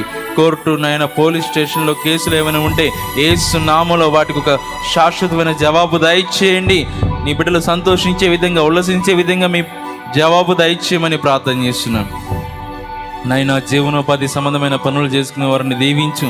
నష్టాలు రాకుండా వారిని యేసు నామములో సమృద్ధిగా ఆశీర్వదించుదురుగాక. దరిద్రము, లేమి, కరువు యేసు నామములో తొలగిపోవునుగాక. చిన్న బిడ్డ మొదలుకొని పెద్దల వరకు మంచి ఆరోగ్యము, శక్తి, బలము, దీర్ఘాయువు కలుగు చేయండి. దేవా, వీరి మీద సమృద్ధి ప్రార్థన ఆత్మ దయచే, వాక్య ధ్యాన ఆత్మ దయచే, పరిశుద్ధ ఆత్మ శక్తి చేత నింపు. నాయన నీకు వందనాలు. అలాగే ఎగ్జామ్స్ రాస్తున్న వారి కొరకు ప్రార్థన చేస్తున్నాం. ఎగ్జామ్స్ రాస్తున్న వారికి మంచి జ్ఞానము దయచేయి నాయన, మంచి బుద్ధి దయచేయి, జ్ఞాపశక్తి దయచేయి. మంచిగా చదివి రాసి ఉన్నతమైన భవిష్యత్తు సంపాదించుకునే కృప దయచేయి. ఆటంకాలు, అవరోధాలు తొలగించు నాయన. భయాన్ని, పిరిగితనాన్ని తొలగించు. నీ కార్యము జరిగించు. చదువుకున్నది గుర్తుండే కృప దయచేయి. అలాగే చేత పట్టుకున్న నూనె కోసం ప్రార్థన చేస్తున్నాం. ఆ నూనె వినియోగించినప్పుడు, అది రాచి ప్రార్థన చేసినప్పుడు గొప్ప కార్యములు జరుగునుగాక.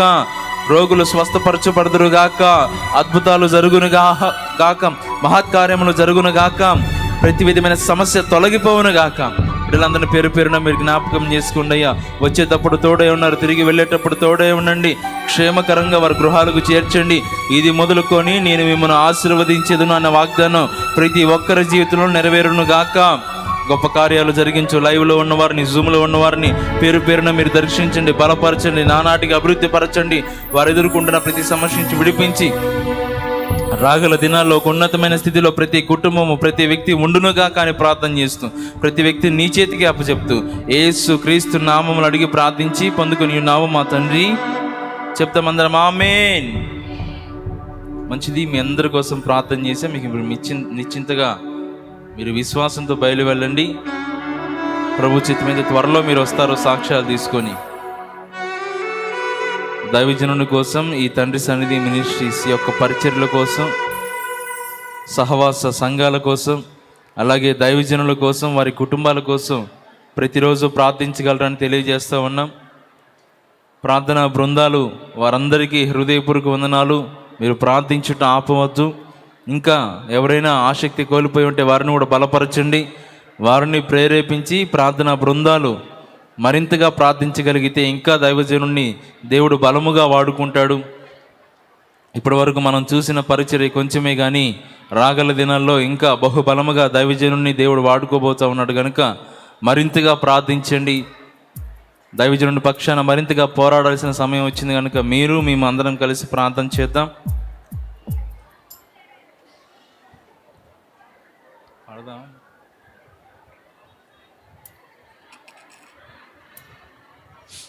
ఇంకా ఎవరైనా పరిశుద్ధాత్మ దేవుడు మిమ్మల్ని ప్రేరేపిస్తూ ఉంటే, రక్షణ పొందమని మీ మనసులో దేవుడు చెప్తూ ఉంటే, ఎవరు నిర్లక్ష్యంగా వ్యవహరించొద్దు, తర్వాత చూద్దాంలే అని నిర్లక్ష్యంగా వాయిదాలు మాత్రం వేయద్దు.